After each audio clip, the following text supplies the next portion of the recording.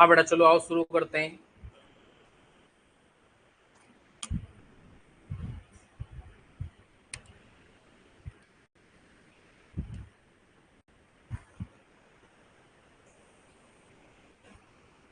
तो चैप्टर का नाम है बिल्स ऑफ एक्सचेंज।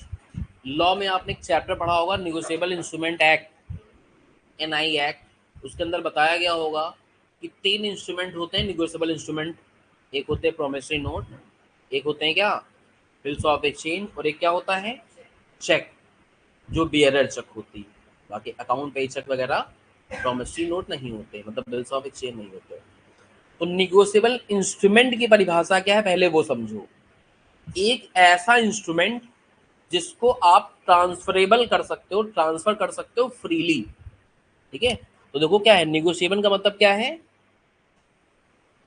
खाली निगोशिएबल वर्ड का अगर अर्थ देखो तो क्या मतलब है कि जिस चीज को एक पर्सन से दूसरे पर्सन ट्रांसफर किया जा सकता हो उसको निगोशिएबल बोलते हैं।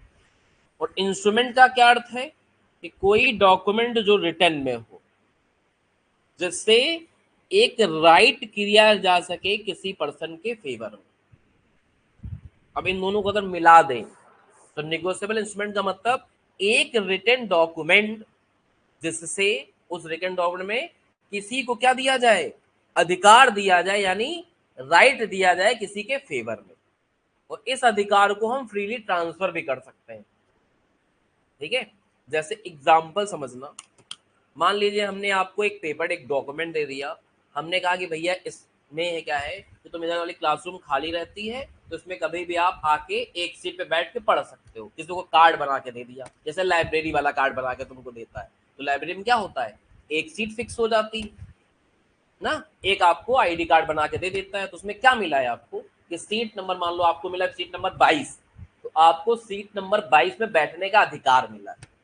तो जो डॉक्यूमेंट है वो क्या है, निगोशिएबल इंस्ट्रूमेंट। अगर ये अधिकार तुम किसी और को ट्रांसफर कर सकते हो। लाइब्रेरी ने कहा भैया जिस दिन तुम ना आ पाना ये कार्ड दूसरे को दे देना, वो आके पढ़ लेगा, तो ये निगोशिएबल इंस्ट्रूमेंट। अगर ये अधिकार तुमको नहीं मिला है तो निगोशिएबल इंस्ट्रूमेंट। तो निगोशिएबल इंस्ट्रूमेंट का मतलब एक रिटन डॉक्यूमेंट जिसपे किसी के फेवर में कुछ राइट हो, किसी सामान में बैठने का राइट, कुछ पैसे प्राप्त करने का राइट, ऐसा उसको क्या बोलते हैं हम लोग। बस इस अधिकार को आप ट्रांसफर कर पाओ। ठीक है, जैसे बहुत जगह कि मान लीजिए किसी तरह से जो सिनेमा हॉल में पिक्चर ले, तो टिकट लिया तो टिकट में तुम्हारा नाम लिखा रहता है क्या, नहीं। जिसको टिकट दे दोगे वो पिक्चर देख लेगा, समझ लो। तो ये एक तरीके का निगोशिएबल इंस्ट्रूमेंट है। अभी डेफिनेशन में आएंगे कि इन्हीं तीनों को क्यों कहा जाता है। वो एक्ट में लिख दिया है कि केवल इन्हीं 3 चीजों को हम निगोशिएबल इंस्ट्रूमेंट बोलेंगे सेक्शन 13 के अनुसार। अभी तो हम परिभाषा समझ रहे हैं कि निगोशिएबल का क्या मतलब है और इंस्ट्रूमेंट का क्या मतलब है। तो उस डेफिनेशन के आधार पे चलें तो फिर वो जो आपको टिकट मिला है मूवी देखने का वो भी क्या है, निगोशिएबल इंस्ट्रूमेंट है। पैसा 10 रुपए अगर आपके पास है तो उसमें अधिकार होता है कि आप 10 रुपए की चीजें कहीं भी खरीद सकते हो, और इस 10 रुपए को कहीं आप ट्रांसफर भी कर सकते हो, लेकिन इसको निगोशिएबल नहीं बोलते हैं। तो कुछ ऐसी भी चीजें हैं जहां पे डेफिनेशन लागू तो हो रही है लेकिन उसको एक्ट में लिखा नहीं गया है। ठीक है, तो डेफिनेशन के अनुसार तो बहुत सारी चीजें बन जाएंगी आपकी क्या, निगोशिएबल इंस्ट्रूमेंट। लेकिन एक्ट जो बनाया गया एनआई एक्ट, उसमें केवल इन्हीं तीनों चीजों को क्या कहा गया है, निगोशिएबल इंस्ट्रूमेंट। तो यही आपको याद रखने हैं। यानी निगोशिएबल इंस्ट्रूमेंट एक्ट 1881 के अनुसार केवल 3 चीजों को डिफाइन किया गया है जिनको क्या कहा गया है, निगोशिएबल इंस्ट्रूमेंट। इसी से एक चीज हम लोग को पढ़नी है क्या, बिल्स ऑफ एक्सचेंज। चेक के बारे में तो सब लोग जानते हो भाई कि चेक क्या होता है, कैसे होता है। चेक काट के दे दिया, अकाउंट में जाके आदमी लगाएगा, पैसा मिल जाएगा। तो चेक तो सब लोग जानते हो। चेक अपने अकाउंट्स वाले कोर्स में है भी नहीं। प्रॉमिसरी नोट भी अकाउंट्स वाले कोर्स में नहीं है। कोर्स में क्या है अपना, बिल्स ऑफ एक्सचेंज। तो हल्का सा प्रॉमिसरी नोट भी बता देते हैं और फिर बिल्स ऑफ एक्सचेंज में तो गहन चर्चा हम लोग करेंगे ही करेंगे। ठीक है, तो चैप्टर यहीं शुरू होगा लेकिन हल्की हल्की जानकारी इसकी भी दे देते हैं।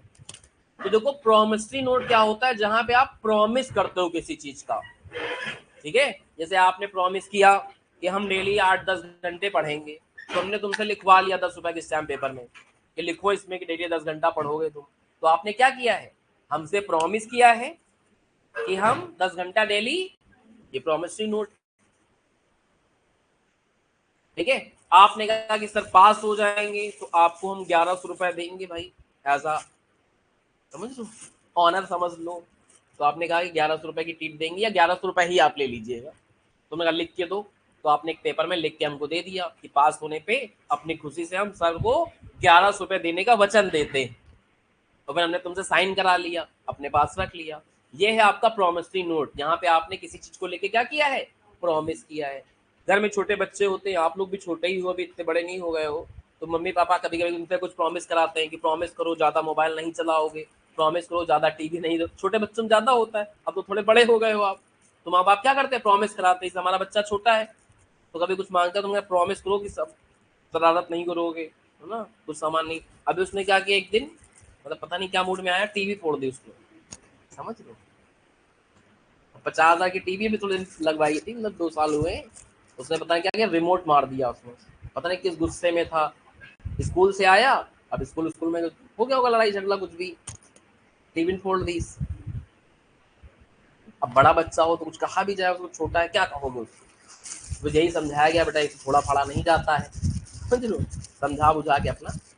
तो एक दो चीजें मांग रहा था, तो हमने कहा ऐसे शरारत नहीं करोगे, नई टीवी लगवा रहे हैं, अब उसको भी ना फोड़ देना तुम, या कोई भी सामान नहीं फोड़ोगे, प्रॉमिस करो फिर दिलाया जाएगा तुम्हें सामान। तो फिर उसने प्रॉमिस किया, फिर हमने उसको अपना 2-3 खिलौने उलौने दिलवा दिए। तो जो प्रॉमिस किया वो रिटर्न में कर देता तो वही क्या बन जाता, प्रॉमिसरी नोट बन जाता। तो आई थिंक प्रॉमिसरी नोट समझ पा रहे हो। वैसे जो एक्ट में लिखा हुआ है, जो एक्ट में लिखा हुआ है, ये तो सिंपल डेफिनेशन हो गई प्रॉमिसरी नोट की। एक्ट में लिखा हुआ है कि प्रॉमिसरी नोट हम उस नोट को बोलेंगे जिसमें आप पे करने का प्रॉमिस करते हो। मतलब बच्चा प्रॉमिस कर रहा सिखा की शरारत नहीं करेंगे, प्रॉमिसरी नोट नहीं इसके हिसाब से। जब तुम पैसा देने का वादा करोगे तो वो प्रॉमिसरी नोट। सेम चीज बिल्स ऑफ एक्सचेंज में होती है, इसमें जो लेन देन होगा वो किसका होगा, पैसे का। ठीक है, अब यहां से इस चैप्टर का जन्म हो रहा है, किसका, बिल ऑफ एक्सचेंज का। जब तक इसका कॉन्सेप्ट सही से नहीं समझोगे, हर चीज तुम्हें याद करने वाली लगेगी। जैसे पढ़ा होगा बच्चों ने इसको 11th-12th में, ठीक है, कितने लोगों ने इस चैप्टर को पढ़ रखा है, 11th-12th में पढ़ा होगा ना सबने, नहीं पढ़ा, कितने लोगों ने नहीं पढ़ा, अच्छा यही हाथ उठा दो। 11th-12th में किसी ने ना पढ़ा हो ये चैप्टर, एक दो लोगों ने नहीं पढ़ा, क्यों, साइंस साइड के हो तुम लोग, हाँ छोड़ दिए समझदारी करके। अच्छा, उनको याद नहीं कब पढ़ाया गया, स्कूल नहीं गए होंगे। मतलब ऑलमोस्ट अगर देखो तो 80-90% बच्चों ने ये चैप्टर पढ़ रखा है। लेकिन उस समय जब आपने 11th में पढ़ा होगा तो इतना आपके पास दिमाग में नहीं था। टीचर कहते भैया बिल की एंट्री होती, BR account debit to drawee entry pass कर लियो, तुम याद कर लियो, काम खत्म हो गया। लेकिन हर जगह याद करने से काम थोड़ी ना चलेगा, चीजें आपको क्या करनी रहेंगी, समझनी पड़ेंगी, तभी चीजें रिटेन रहेंगी। समझोगे नहीं, रिटेन कुछ रहेगा नहीं, फायदा क्या हुआ उसका। ठीक है, तो अब ये चैप्टर पढ़ना है हम लोग को हर चीज को समझ के। अच्छा 11th में आप नए नए भी होते हो कॉमर्स में, तो इतना आप टीचर से बात भी नहीं कर पाते हो। अब आपकी हिचक खत्म हो गई, कुछ पूछना होता पूछ लेते हो कि सर ये कैसे होगा। उस समय आपकी आवाज नहीं निकल रही होती है, निकलती थी, स्कूल कॉलेज में कहाँ इतनी आवाज निकलती थी, नए नए होते थे, जो समझा रहा नया नया सब्जेक्ट है, नया नया चीज, कॉमर्स लिया भी नया नया, इतना ज्ञान दे नहीं, जो बता रहा जितना बता रहा उतने तुम अपना समझ के खुश हो जाते थे कि चलो इतना ही समझ में आ गया, इतना ही कम थोड़ी ना होता है। अब तुम समझते हो कि हर चीज भैया समझ के चले, है ना, एग्जाम ऐसे लेवल का आ गया कि आप हर चीज समझ के चलोगे। तो उस कॉन्सेप्ट के साथ चैप्टर को बताया जा रहा है। तो पहले सुननी पड़ेगी हमारी आधे घंटे की कहानी, फिर आप चैप्टर में घुस पाओगे और फिर अच्छे से चैप्टर आपको समझ में आएगा। तो एक लाइव एग्जांपल लेते हैं। मान लीजिए हमारे पास कोई बच्चा आया, ठीक है, उसने कहा कि सर हमको सीएमए का कोर्स करना है या सीए का कोर्स करना है। तो हमने कहा भाई ये फीस होती है आपकी, ठीक है, एग्जाम्पल में जो पैसा है फीस है सब फिक्सड है समझ लो। तो बच्चा आया, तो हमने कहा ठीक है भाई इतनी फीस होती है, आप जमा करिए और अपना कल परसों से पढ़ाई शुरू करिए। तो मान लो एग्जाम में 3 महीने बचे हुए थे और कुछ कोर्स करने आया, तो तुमने उसको फीस 60,000 रुपये कोट कर दी, तो भैया 60,000 रुपये चार्ज करेंगे और 3-4 महीने जो एग्जाम में बचे हुए उसमें आपको पढ़ाया जाएगा।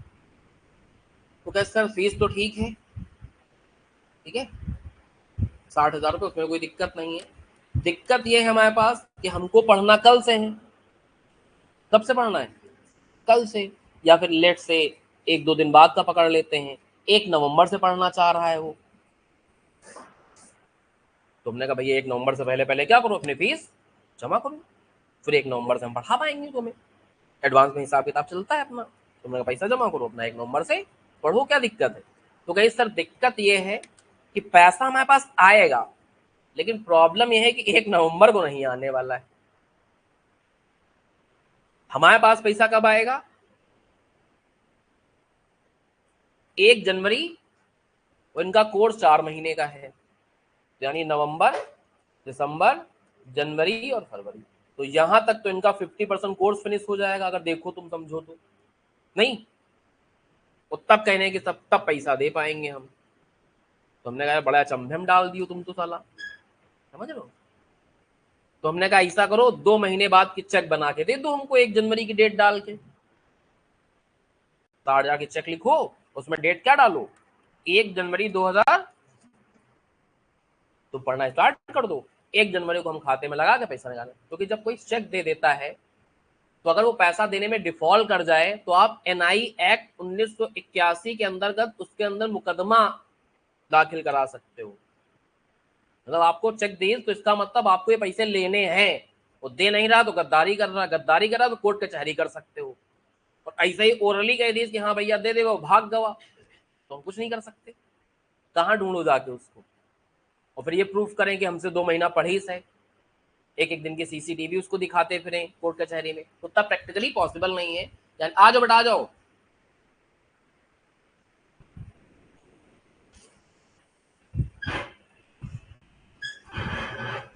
तो ये चैप्टर बहुत कॉमन है, फाउंडेशन में भी है, इंटर में है, तो इसलिए सब साथ ही पढ़ते हैं इसको। तो हमने क्या कर दो बेटा, 1 तारीख की चेक बना के दे दो, तो कहीं चेक आप मांग रहे हो, यहाँ साला खाता ही नहीं मेरा, मेरा पैसा वैसा होता तो खाता खुलवाएं, गरीब आदमी हमारा अकाउंट में है ही नहीं, तो ये बात तो क्या हो गई, चल गई। तुमने यार कुछ तो प्रूफ रखो जिससे कम से कम हमें एक संतुष्टि हो जाए कि तुम 1 जनवरी को पैसा दे दोगे, कुछ ऐसा। यहीं पे कॉन्सेप्ट आता है किसका, बिल्स ऑफ एक्सचेंज या प्रोमिसरी नोट का। तो एक रास्ता था कि उससे हम 100 रुपए के स्टैम्प पेपर में क्या है, प्रोमिसरी नोट लिखवा लो, तो उसमें लिखता हो अपना नाम, कि आई, मान लो उसका नाम अजय सिंह है, तो लिखता I Ajay Singh has promise to pay give ₹60,000 on 1 January 2026 to Amit sir for ये वाला कोर्स जो हमने 1 नवंबर से स्टार्ट किया है, फिर उसको होगा मतलब कोर्स का डिटेल वगैरह डालेगा, और फिर उसमें वो साइन करके हमको क्या कर देगा, दे देगा, हम उसको संभाल के रखेंगे, 1 जनवरी को उसको देंगे और वो हमको क्या देगा, ये प्रॉमिसरी नोट है। लेकिन वो तो पढ़ नहीं रहे हम लोग क्या पढ़ने वाले हैं, बिल्स ऑफ एक्सचेंज। तो हमने कहा कि चलो भाई ऐसा करते हैं कि हम आपके ऊपर एक बिल लिख देते हैं, तो कहीं ये क्या होता है, हमने कहा रुको बता रहे हैं। तो एक पेपर निकाला अपना, ठीक है, एक क्या किया हमने, पेपर निकाला A4 साइज का।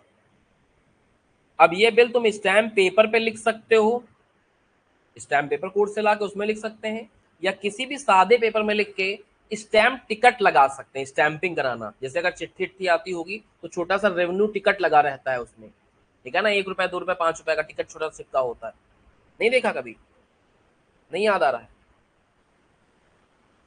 ये दिखा देते हैं आप लोग को, ऐसा क्या है, मेरे को समझ गया कि हम क्या टाइप करने वाले थे। ये होते हैं छोटे छोटे रेवेन्यू स्टैम्प, ठीक है, नहीं देखे थे, छोटे छोटा होता था, कोने में चिपका होता था, चट्टी पत्री आती थी कुछ, तो ऐसा सादे पेपर पे लिख के हम क्या कर सकते हैं, रेवेन्यू स्टैम्प भी चिपका सकते हैं, और फिर कोर्ट से जाकर उसमें स्टैम्प लगवा सकते हैं, मोहर लगवा सकते हैं, नोटरी करवा सकते हैं, तो भी वो स्टैम्प पेपर के बराबर हो जाता है for the purpose of bills of exchange. तो हमने एक पेपर निकाला, इसमें हमने लिखा अपना नाम, फिर लिखा कि हम इनको क्या सर्विसेज दे रहे हैं, या प्रोडक्ट में डील कर रहे होते तो क्या प्रोडक्ट बेचे, किस आदमी को बेचा, कितने रुपए का बेचा, और फिर इसमें लिखते कि इसकी ड्यूरेशन, आज की डेट डाल देते कि भैया 1 नवंबर 2025, फिर ड्यूरेशन डाल देते कि पैसा कितने महीने में देगा ये आदमी, 2 महीने में, तो ये हो जाता बिल। और फिर हम क्या करते हैं, यहाँ अपने साइन कर देते, और यहाँ अजय सिंह से साइन करवा देते जो स्टूडेंट नया आया था, और ये साइन कराने के बाद इसको क्या करते, अपने पास लेके संभाल के रख लेते। ये बन जाता बिल्स ऑफ एक्सचेंज। यही बिल्स ऑफ एक्सचेंज हमारे पॉइंट ऑफ व्यू से देखो तो इसको बिल रिसीवेबल कहा जाता है, क्योंकि इस बिल से हमें क्या होगा, पैसा मिलेगा, that is called bill receivable. और अगर अजय के पॉइंट ऑफ व्यू से देखो तो ये क्या हो जाता है, अब जिसके पॉइंट ऑफ से बिल रिसीवेबल है उसके लिए संपत्ति है बीआर, उसको इस बिल का पैसा देना तो उसके लिए क्या हो जाएगा, एक लायबिलिटी हो जाएगी, बिल्स पेबल हो जाएगा।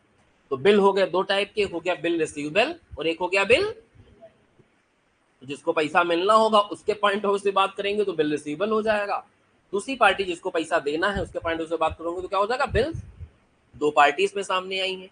इसमें जो हम हैं, जिस आदमी को पैसा लेना है उस आदमी को ड्रॉर कहते हैं, क्या कहते हैं, और जिस आदमी को पैसा देना है उसको ड्रॉई बोलते हैं। एग्जाम्पल से कितने नाम भी समझ पा रहे हो। तो ये बिल कौन लिखता है, ड्रॉर। कौन लिखता है, ड्रॉई, मतलब ड्रॉर। और इस बिल को एक्सेप्ट करने का मतलब उससे साइन करवाना होता है। भाई बिल तो हम लिखे, फिर उसको पढ़वाना पड़ता है, बेटा देखो पढ़ो सब ठीक लिखा है, तो कहते हैं हाँ 60 की जगह पे 60 लाख लिख दियो, तो पढ़िए तभी तो साइन करी है। तो वो बिल को क्या करेगा, पढ़ेगा और फिर उस पर अपनी सहमति देगा, साइन करेगा। इसका मतलब क्या है कि बिल को एक्सेप्ट कर रहा है कि जो आपने बातें लिखी है मान रहे हैं, हम इस पे अपनी सहमति दे रहे हैं, तो इसको बोलते हैं बिल एक्सेप्ट करना। तो जब तक बिल एक्सेप्ट ड्राइंग नहीं करेगा तब तक उसको बिल ही नहीं कहते, तब तो ये कागज का पन्ना है खाली। ठीक है, जैसे कहा जाता है मानो तो देव नहीं तो पत्थर, समझ लो भाई, माने तो भाई भगवान है मूर्ति में, वो ना माने तो फिर मिट्टी की मूर्ति है, सिंपल। वही चीज यहाँ पे है, जब तक वो साइन नहीं कर देगा तब तक इसको बिल कुछ नहीं कहता। तो कागज का टुकड़ा है, अपने मन से कुछ भी लिखे पड़े रहो, तुम्हें क्या मतलब। सामने वाली पार्टी एक्सेप्ट करेगी तभी असली बिल बनेगा।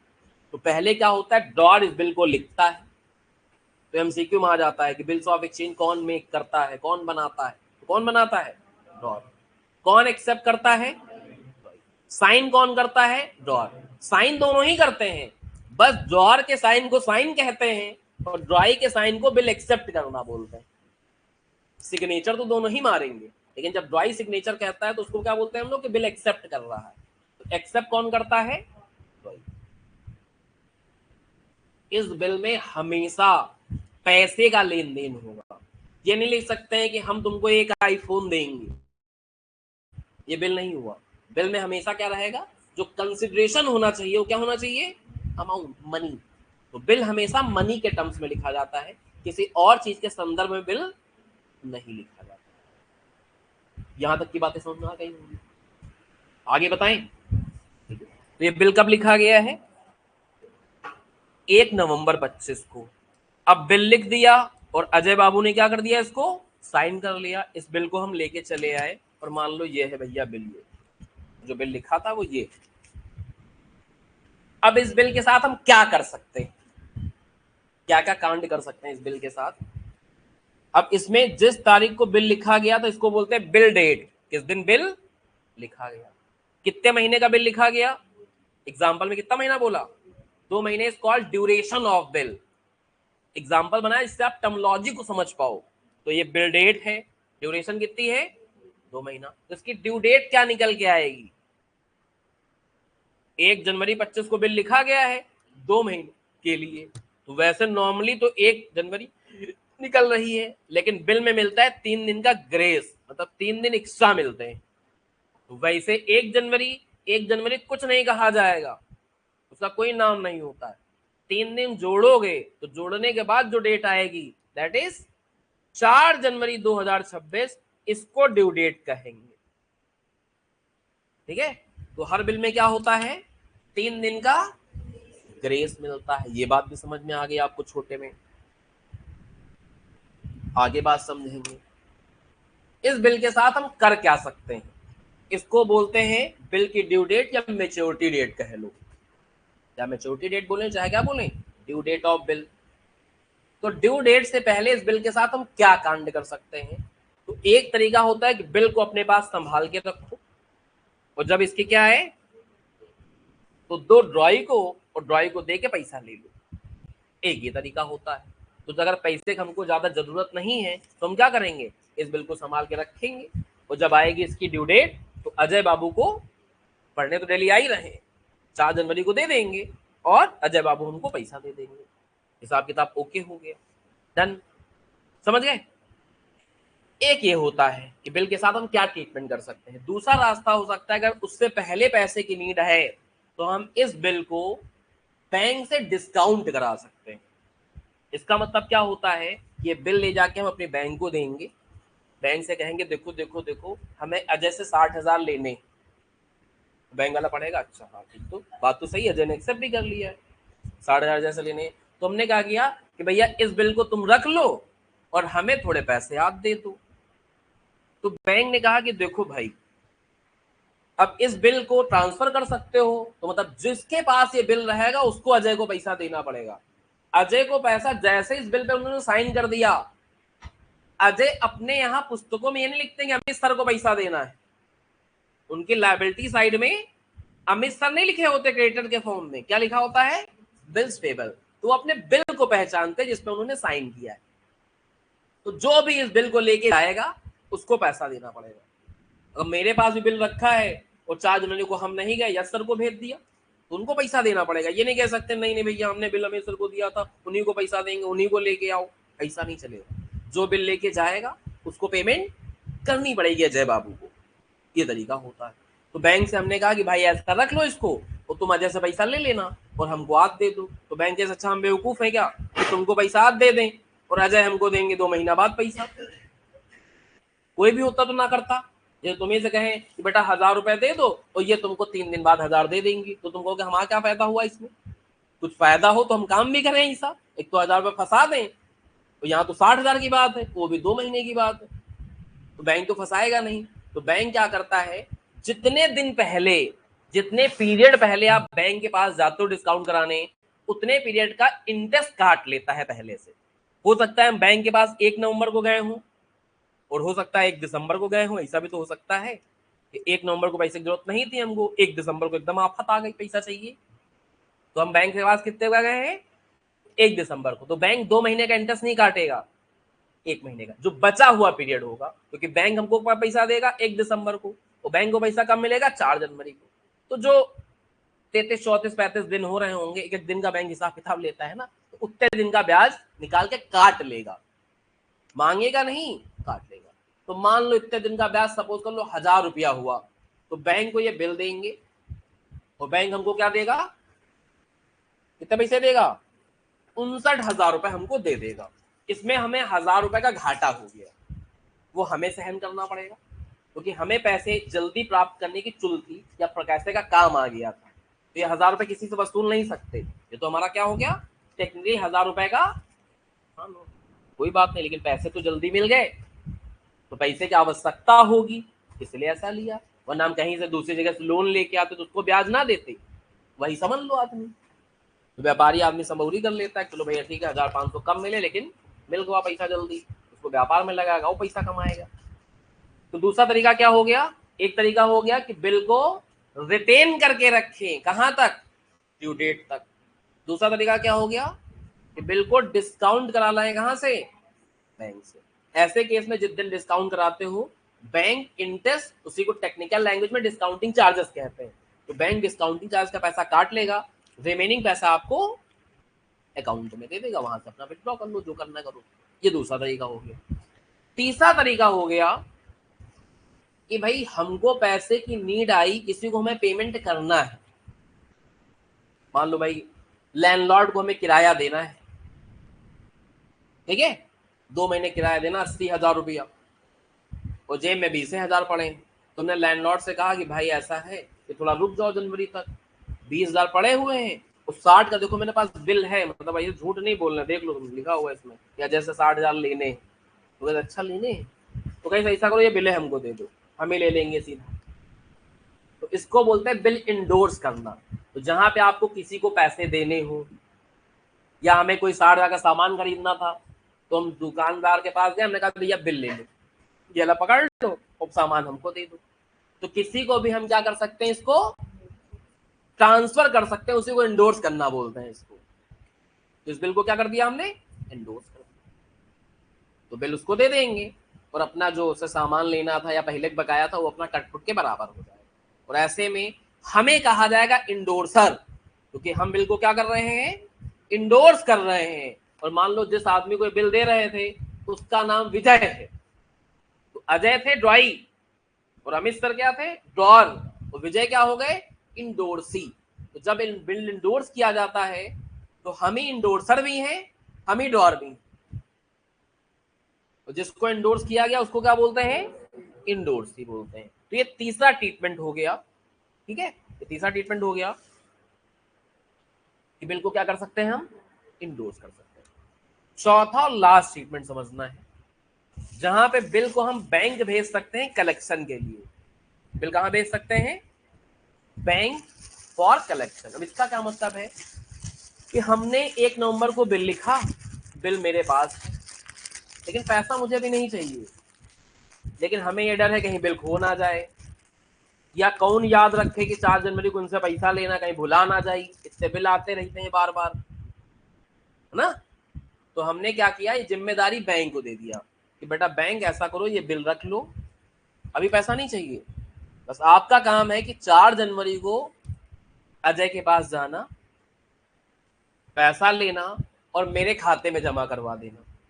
तो बैंक क्या कहेगा कि साला हम फालतू बैठे हैं क्या तुम्हारे काम के लिए, यही सब काम बचा मेरे पास, चिल्लाएगा कि नहीं चिल्लाएगा, बिल्कुल कहेगा। तो इस काम के बदले में उसको कमीशन मिलता है, भाई ऐसे तो नहीं काम करता है। तो हमने कहा देखो 60,000 का बिल है, उसने कहा ठीक है भाई काम तो आपका कर देंगे, लेकिन 2,000 रुपए कलेक्शन चार्जेस के लेंगे। 2,000 रुपए कितने चार्ज करेगा, 2,000 कोई फिक्स अमाउंट नहीं है, हो सकता 800 ले, हो सकता 500 ले, हो सकता 100 ले, वेरी कर सकता है अमाउंट। तो तुम्हें लगेगा कि हाँ सुटेबल मांग रहा है तो दे दोगे, नहीं मांग रहा तो भैया हमें ले आएंगे जाके, ताकि वहां 2,000 पकवा दे अपने, क्या आपने ऐसा ही तो कहेगा। तो अगर मुझे लगता है कि हाँ 2,000 वैलिड है या 800 मांग रहा है वैलिड है, तो हम बिल उसको दे देंगे, बैंक जाएगा अजय बाबू से पैसा कलेक्ट करेगा, अपने जो उसके कमीशन वाले चार्जेस थे वो काट लेगा और बाकी पैसा हमारे खाते में जमा करवा देगा। हम टेंशन फ्री हो गए कि एक काम भी करना है कि पैसा लेने जाना है, समझ लो। कलेक्शन की जिम्मेदारी हमने सौंप दी किसको, तो इस जिम्मेदारी के बदले में थोड़ा सा पैसा चार्ज कर ले। तो जिसके पास बहुत बिल आते रहते हैं तो ये बैंक को जिम्मेदारी दे देता, कहता कौन याद रखे, लेजर बना के रखें कब 4 जनवरी को एक आदमी से लेना है, 1 का 6 को लेना है, 1 से 15 को लेना है, फिर यहाँ जाना वहां जाना, आदमी काम धंधा करे कि बिल की वसूली करता फिरे, समझ लो। तो वो जिम्मेदारी किसको दे देता है, बैंक को। ऐसे में आज आपको पैसे नहीं होंगे, आज बिल बैंक भेज दोगे, पैसे आपको मेच्योरिटी पे ही आएंगे खाते में। ये 4 ट्रीटमेंट होते हैं, समझ में आया। अब बात ध्यान समझना, इंटी पिंटी कैसे चलेंगी। तो सबसे पहले हमने क्या किया, अजय बाबू के ऊपर बिल लिखा था, तो बिल लिखने की गिनती हमारे यहां होगी और बिल एक्सेप्ट करने की गिनती किसके यहां होगी, अजय बाबू के यहां होगी। अभी बताया था आपको बातों बातों में कि हमारे लिए बिल क्या था, एसेट, और एसेट का नेचर क्या होता है, डेबिट होता है, पहले से पता है आपको। लायबिलिटी नेचर क्या होता है, क्रेडिट। इसलिए जो हमारी पुस्तकें हैं और जो अजय बाबू की पुस्तकें हैं, हमारे यहाँ बीआर अकाउंट डेबिट होता है, क्योंकि हमारे पास एक संपत्ति आती है। तो बिल क्या है हमारे लिए, बिल रिसीवेबल है। तो बिल रिसीवेबल क्या होता है, एसेट होती है। एसेट हमेशा क्या होती है, डेबिट होती है। जैसे मान लो तुम अभी मशीनरी खरीदो तो मशीनरी डेबिट ना करी होगा, मशीन तुम्हारे पास आती है, अब बिल आ रहा तो बिल को डेबिट कर दो, तो बीआर अकाउंट डेबिट। और ये बीआर किससे मिल रहा है तुमको, जैसे किसी से पैसा मिलता है तो क्या करते हो, cash account debit to Monu, cheque मिलती है तो bank account debit to Monu, वैसे बिल मिल रहा है तो bill account debit to Monu कर दो। तो जिससे बिल मिला उसको क्या कर देंगे, डेट में डाल देंगे, क्योंकि इससे बिल मिल रहा हमको। तो एंट्री बन जाती BR account debit to drawee, simple form में बताएं। और एकदम सिंपल है कि भाई जो आया वो डेबिट कर दो, जिससे आया उसको डेट कर दो, सिंपल। इन्होंने बिल एक्सेप्ट किया, इनके लिए क्या होती बिल, लायबिलिटी होती है। लायबिलिटी क्या होती है हमेशा, और ये लायबिलिटी का पेमेंट किसको करना है, इनको, हमें करना है। तो इस तरीके से ये एंट्री बनी, इस तरीके से ये पहली वाली एंट्री बनी। ये एंट्री जो इधर लिखी हुई है ये क्या है, बिल लिखने की एंट्री, और उधर जो एंट्री लिखी हो क्या है, एक्सेप्ट करने की एंट्री। फिर जो 4 कांड थे, अब 4 में से कोई एक ही तो अप्लाई करोगे एक ही बिल में, ये तो नहीं उसी बिल को डिस्काउंट भी करा लिया, उसी को इंडोर्स भी कर दिया, इसे कैसे कर लोगे। उन 4 में से कोई एक काम करोगे। तो अगर बिल हमने रिटेन करके रखा है तो उसकी कोई एंट्री नहीं बनती। रिटेन करके रखे रहो, यहाँ रखो, अलमारी में रखो, घर में रखो, इधर उधर करते रहो, उससे कोई एंट्री थोड़ी बनाते फिरोगे। ये तो भाई क्या हो गया, केवल इवेंट है, कोई ट्रांजैक्शन थोड़ी ना है। तो रिटेन करने की कोई एंट्री नहीं होती है। लेकिन अगर बिल हमने बैंक से डिस्काउंट कराया है तो उसकी एंट्री पास होगी। बिल इंडोर्स किया है, एंट्री पास होगी। कलेक्शन के लिए बैंक को भेजा है, एंट्री पास होगी। एक एक करके समझा रहे हैं। और इसकी एंट्री इनके यहाँ नहीं होती है, क्योंकि एक बार बिल एक्सेप्ट इन्होंने कर दिया तो इनके पास कोई 4 जनवरी से पहले तो जा भी नहीं सकता है, भगा देगा ये अगला आदमी। एक बिल में डेट क्या पड़ी, 4 जनवरी, उसी दिन दिखना हुए, समझ लो। तो चाहे बिल डिस्काउंट हम कराएं, इंडोर्स कराएं, ये सूचना अजय को देने की जरूरत नहीं है कि हम अजय को बताएं फोन करके कि भैया वाला बिल हम बैंक को दिए दे रहे हैं। अजय कहेंगे हमसे क्या मतलब, जो मेरे पास बिल लेके आएगा मैं उसको पेमेंट कर दूंगा, ये बार बार हमें ना बताइए सर। यानी इसका मतलब क्या हुआ कि डिस्काउंट कराने की एंट्री ड्रॉय के यहाँ नहीं होती, इंडोर्स कराने की एंट्री ड्रॉय के यहाँ नहीं होती है, और कलेक्शन के लिए भेजने की एंट्री भी ड्रॉय के यहाँ बिल्कुल नहीं होती। यहां तक क्लियर है बेटा, आगे बताया जाए। अब अगर बिल हमने क्या करा लिया है, डिस्काउंट करा लिया है, तो हमारे पास बिल आया था तो बिल डेबिट हुआ था, अब तो बिल जा रहा है ना, तो बिल कहां चला जाएगा, क्रेडिट में। और हमें क्या मिलेगा डिस्काउंट कराने के बाद, खाते में पैसा, तो अपने पास क्या होगा, पैसा आएगा, बैंक अकाउंट डेबिट। और बिल था अपना 60,000 का, और बैंक वाला हमको कितना पैसा दी था, एग्जाम्पल के अनुसार 59,000 रुपए। तो 1,000 का क्या हुआ है, नुकसान, लॉस। और नुकसान हमेशा क्या होते हैं, डेबिट, बचपन से पढ़ते चले आ रहे हो, गेन क्रेडिट होते हैं और लॉसेस डेबिट होते हैं। और इस लॉस को डिस्काउंट या डिस्काउंटिंग चार्जेस कहा जाता है। कुछ लोग डिस्काउंट कहते हैं, कुछ लोग डिस्काउंटिंग चार्जेस कहते हैं, किसी भी नाम से पुकारो कोई फर्क नहीं पड़ता। तो एंट्री बन जाती है बैंक अकाउंट डेबिट, डिस्काउंट या discounting charges account debit to BR, ये डिस्काउंट कराने की एंट्री बन गई। अभी सारी एंट्री आपको लिखवा दी जाएंगी, वैसे हमने नोट्स में ऑलरेडी आपको लिख के दे दी है, ठीक है। तो चिंता मत करो, पहले इधर देखते रहो, अभी समझने का प्रयास करो, लिखने के चक्कर में भी नहीं पढ़ना है आप। एक बार समझ में आ गया, दिमाग में सेट हो गया, मामला ही खत्म हो जाएगा। तो ये एंट्री कैसे बनी समझ में आ रही होगी बेटा, जहां समझने में कोई दिक्कत हो दोबारा पूछ लेना। अगर हम बिल इंडोर्स कर देते हैं, क्या कर देते हैं, तो भी हमारे पास से बिल जाएगा, बिल हमारे पास से क्या होगा, जाएगा।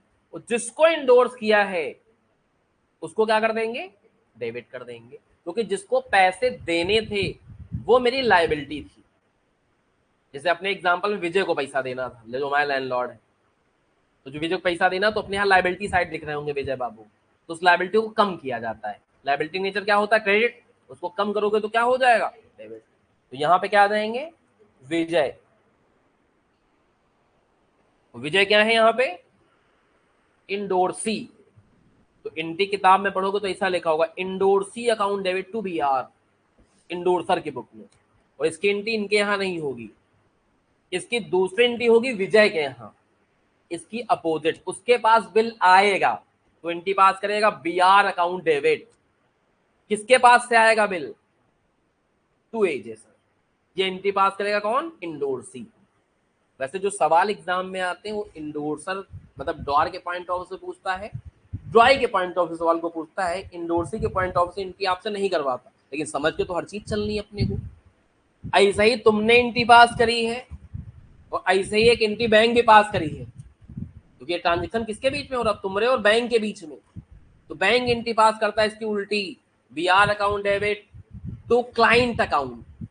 वो टू बैंक अकाउंट थोड़ी लिखेगा, बैंक बैंक थोड़ी लिख सकता है, हम बैंक लिख सकते हैं। तो बैंक किसका खाता करेगा, मेरा खाता, तो मेरा नाम लिख के लिखेगा टू अजय सर अकाउंट। ऐसे ही हमारा जो खाता खुला है उस खाते में पैसा ठूस रहा है, समझ लो। तो BR account debit to client account और टू डिस्काउंट। अब चार्जेस तो नहीं लिखेगा, चार्जेस तो खर्चे के लिए लिखा जाता है, तो टू डिस्काउंट लिखता है, खाली इनकम का डिस्काउंट। उसके लिए डिस्काउंट फायदे का सौदा है तो क्रेडिट में डाल रहा है, तुम्हारे लिए डिस्काउंट घाटे का सौदा है इसलिए तुम डेबिट साइड डाल लो। तो सब लॉजिक भी बताते चले जा रहे हैं कि क्यों डेबिट हो रहा है, क्यों क्रेडिट हो रहा है, कैसे एंट्री बन रही, सब बताते चले जा रहे हैं।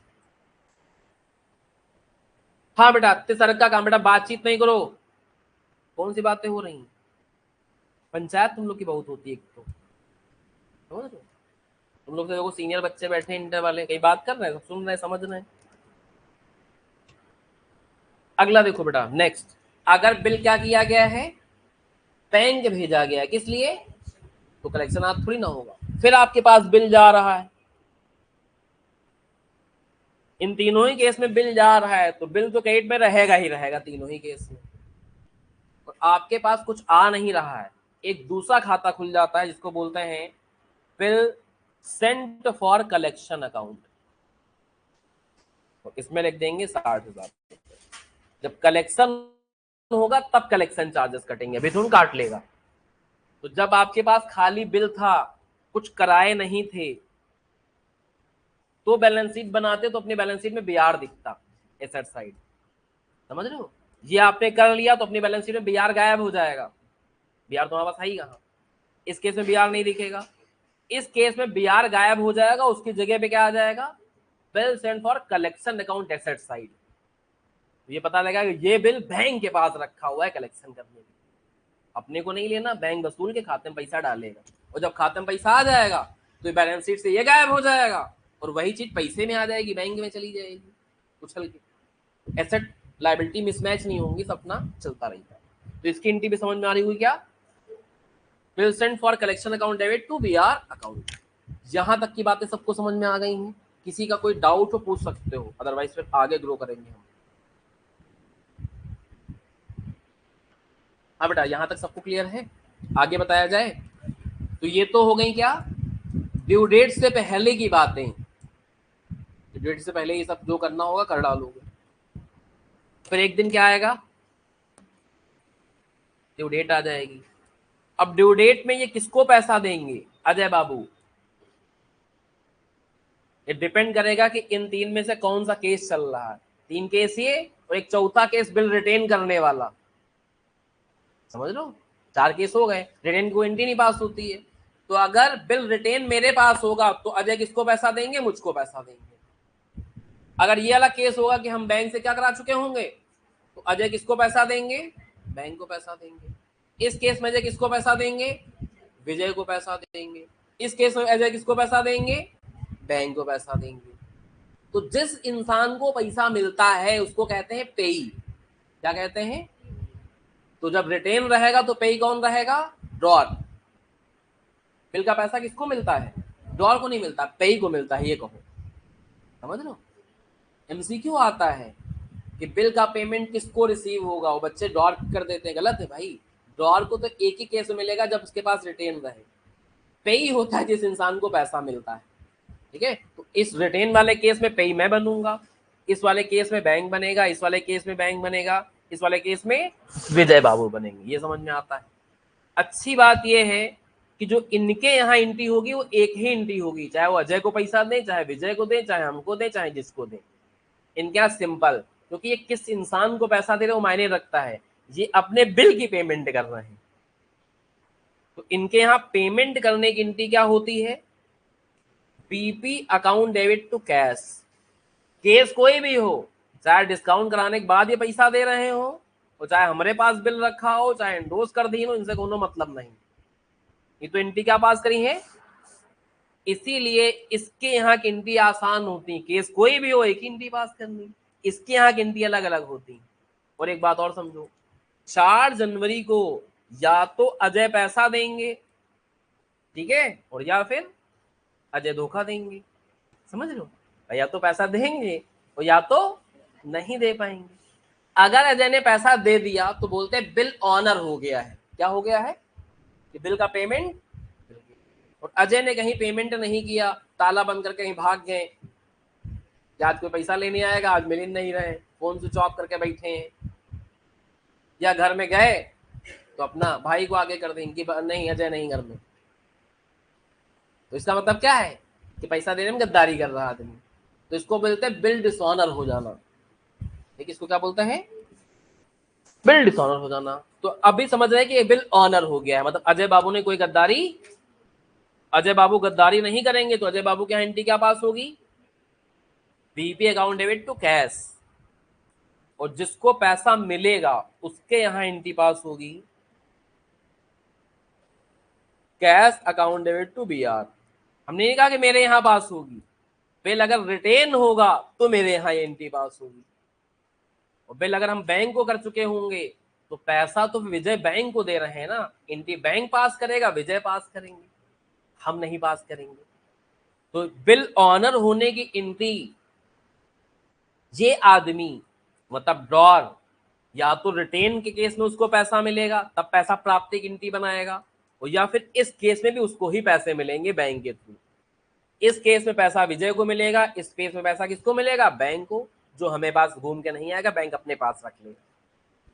यानी अगर बिल रिटेन करके रखा होगा तब तो उसके ऑनर की एंट्री हमारे यहाँ बनेगी, या बिल अगर कलेक्शन के लिए भेजा होगा तो ऑनर की एंट्री बनेगी, एंट्री में थोड़ा फेरबदल हो जाएगा, रिटेन होगा तो ये एंट्री बनेगी। और अगर ये वाला केस हुआ और तब पैसा हमें मिलेगा तो एंट्री ऐसे बनेगी, क्योंकि तब पैसा खाते में आएगा। बैंक अकाउंट डेबिट और to bill sent for collection account. Bill sent for collection में लिखोगे 60,000 और पैसा तुमको मिल रहा मान लो 58,000, तो 2,000 क्या हो गए, डिस्काउंट हो गया या कलेक्शन चार्जेस हो गया, कुछ भी बोल दो, तो कलेक्शन चार्जेस अकाउंट डेबिट हो गया 2,000। ऐसे करके एंट्री बनती है। हर चीज को समझ के चलना पड़ेगा कैसे कैसे बन रही है। क्लियर हो गया बेटा यहाँ तक? आगे बताया जाए? चलो बहुत अच्छी बात है। इसके बाद आगे की कहानी सुनो। अगर अजय ने पैसा नहीं दिया और क्या दे दिया, धोखा, ठीक है, तो फिर हमें पहले क्या करना पड़ता, हमें नहीं, पेई को, मतलब जिसके पास बिल होगा उस दिन, रिटेन होगा तो मेरे पास बिल है, डिस्काउंट करा चुके होंगे तो बैंक के पास है, इंडोर्स करा लिया होगा तो विजय के पास है, कलेक्शन के लिए भेजा होगा तो फिर बैंक के पास है। जो उसके पास बिल होता है दैट इज कॉल्ड पेई। उस पेई को पहले कोर्ट को सूचना देनी पड़ती है। कोर्ट को क्या बताना पड़ता है, सूचना, कि देखिए मेरे पास भाई साहब एक बिल है, इसमें एक लड़का है अजय नाम का और इसने गद्दारी कर दी।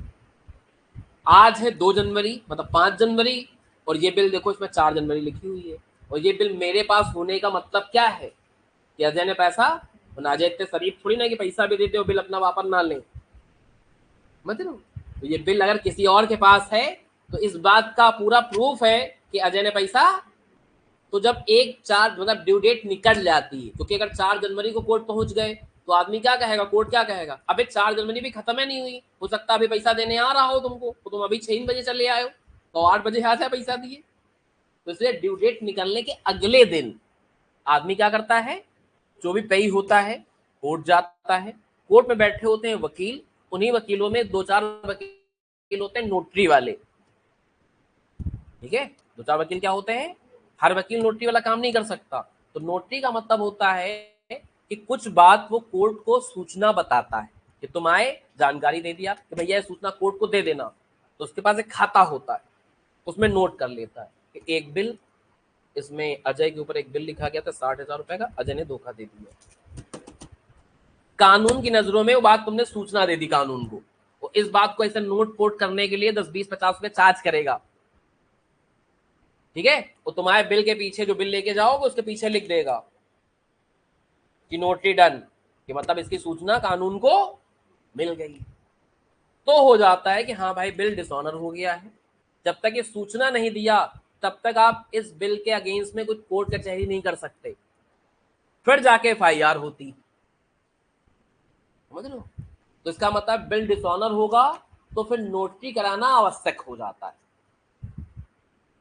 तो अगर मेरे पास बिल होगा तो नोटरी कराने कौन जाएगा, बैंक के पास होगा तो बैंक के कर्मचारी जाएंगे, विजय के पास होगा तो, और बैंक के पास होगा तो नोटिंग कराने कौन जाता है, जो पेई होता है, सिंपल अगर बात करें तो।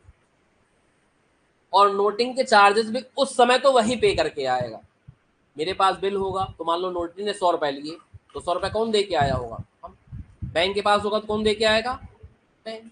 विजय के पास होगा कौन दे के आएगा, विजय। लेकिन ये सारा पैसा वसूलना है अजय से ही, क्योंकि नाटक किसने किया है।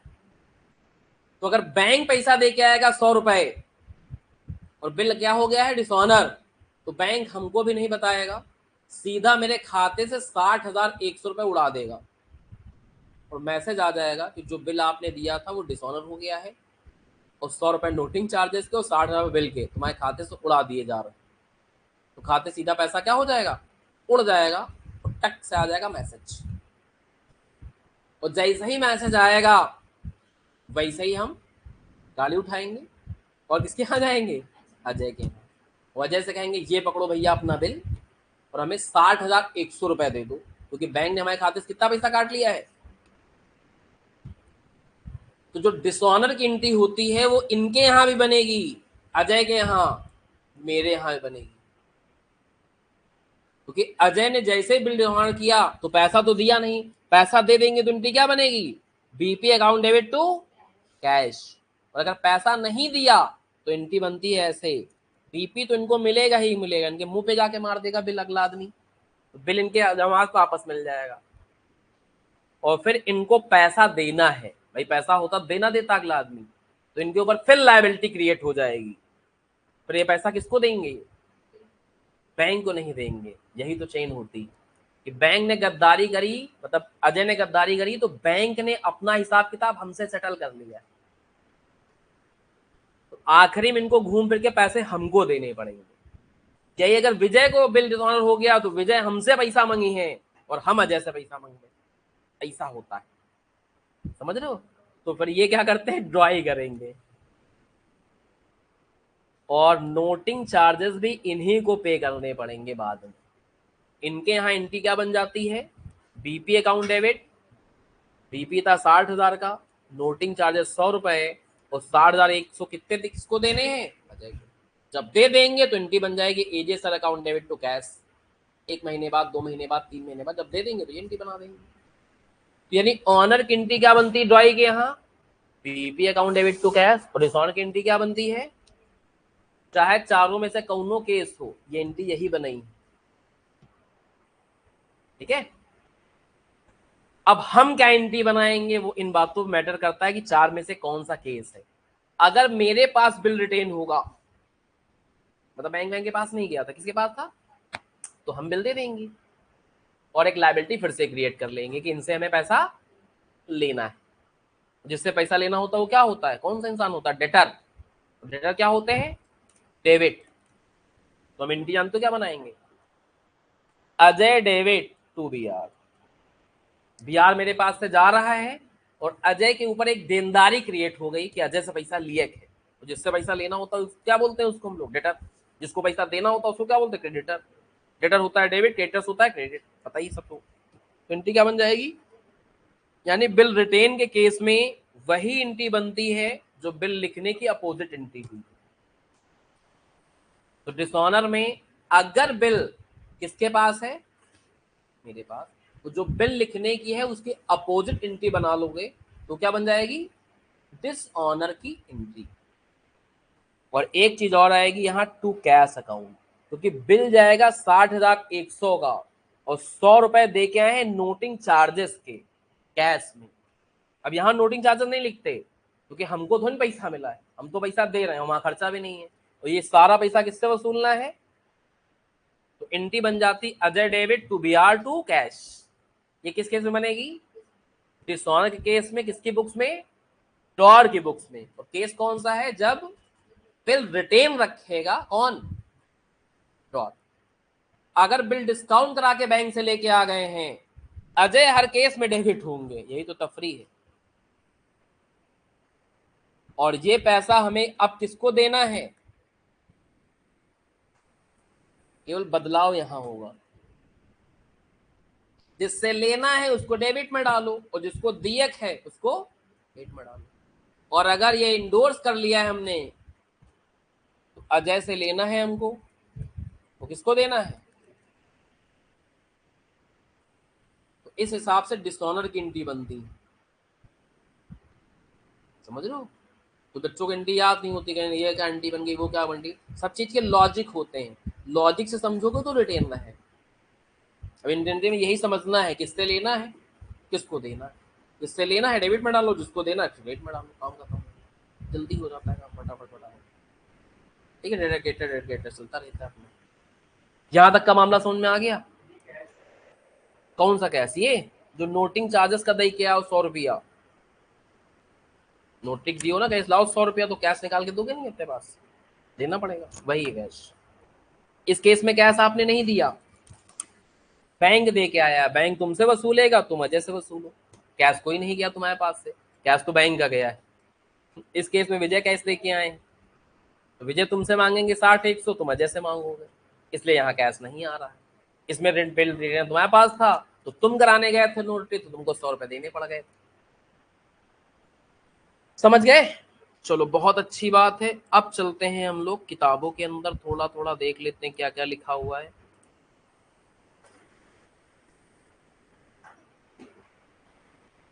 हाँ बेटा इधर देखो, बोर्ड पे नजरें रहें, ठीक है।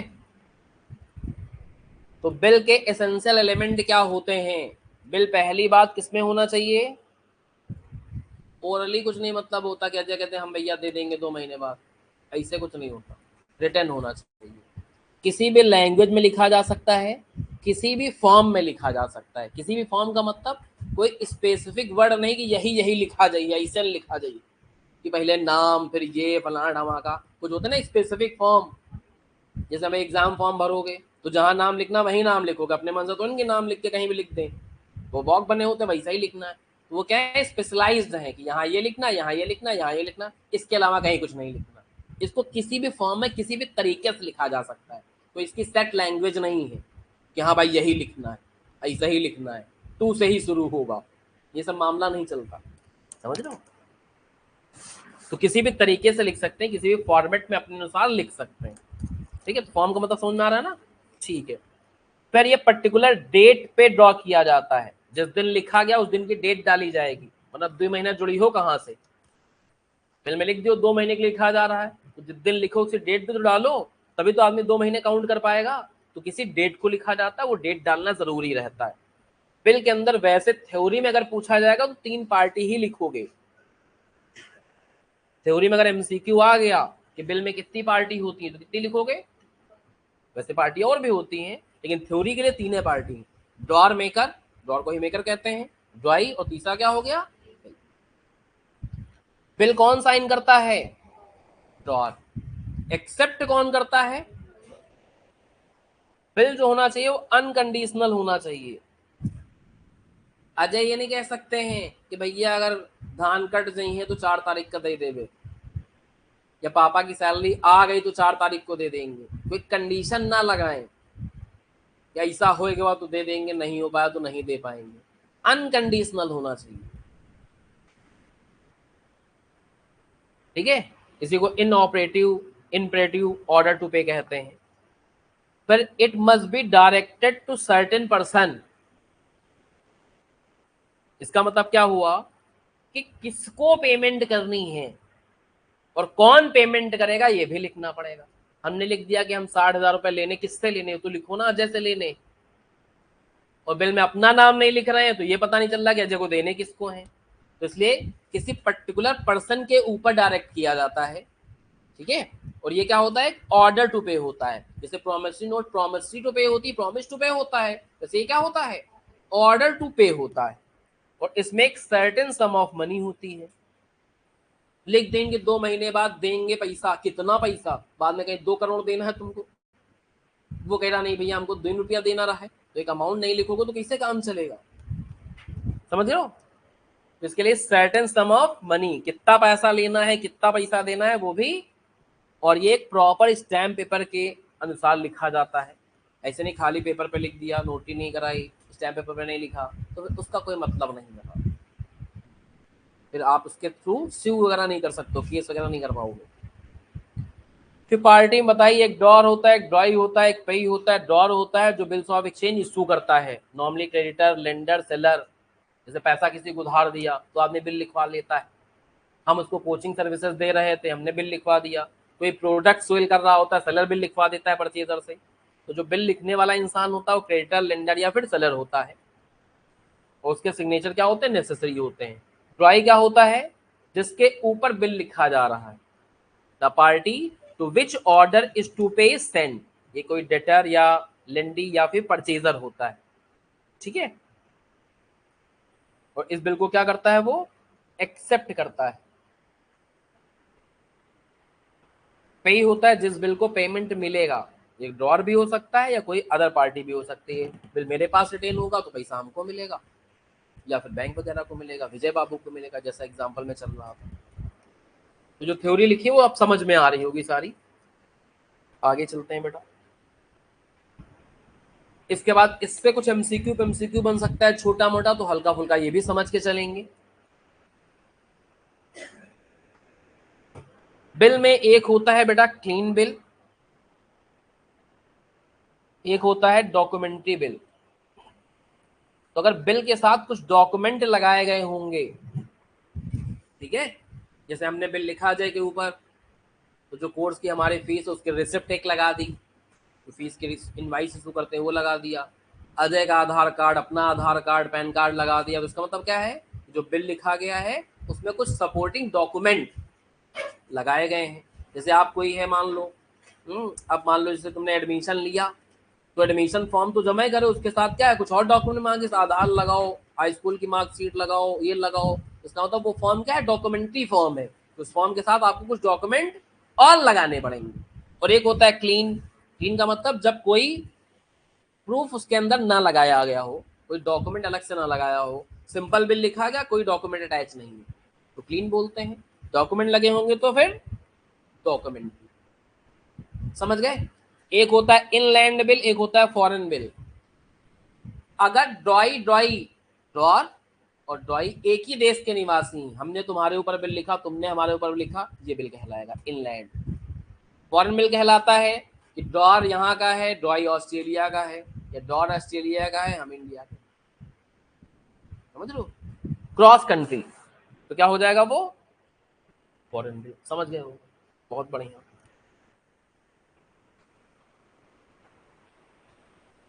अब जब व्यापार में बिल लिखे जाते हैं, बिजनेस मतलब B2B ट्रांजेक्शन होता है, होलसेलर रिटेलर के ऊपर बिल लिख रहा है, समझ, तो उसको क्या बोलते हैं, ट्रेड बिल। और एक होता है सप्लाई बिल। सप्लाई बिल कौन लिखता है, जो जैसे आपने गवर्नमेंट को कोई सप्लाई भेजी, सप्लाई समझ तो सामान सप्लाई दिया, तो गवर्नमेंट बिल लिख के आपको दे देता है ये पैसा हम इनको, मतलब आप बिल लिख देते हो कि हमें गवर्नमेंट से पैसा लेना है। आपने किसी कंपनी को सप्लाई कर दिया, आप मान लो भट्टा है और किसी रियल एस्टेट कंपनी से आपका टाई अप हो गया, तो कहते भैया हमको ईटा सप्लाई कर दिया करो, तो तुम ईटा सप्लाई करते जा रहे हो, वो तुमको क्या कर देता है, बिल लिखवा देते हो, एक्सेप्ट कर लेता है, एक एक महीने बाद, दो दो महीने बाद पेमेंट करता रहता है। तो इसको क्या बोलते हैं, सप्लाई।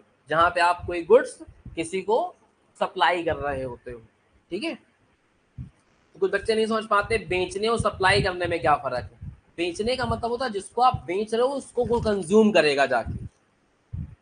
हमने आपको पेन बेचा, आप पेन से लिखोगे, तो ये बेचना कहलाता है। इसी पेन से कुछ और बना के बेचोगे तो सप्लाई करना कहलाता है। समझ लो, तो आई थिंक समझ पा रहे होगे। इसके बाद एक होता है डिमांड बिल, एक होता है यूसेंस बिल, ठीक है। डिमांड बिल जो है वो किसी फिक्स डेट पे डिमांड नहीं किया जाता,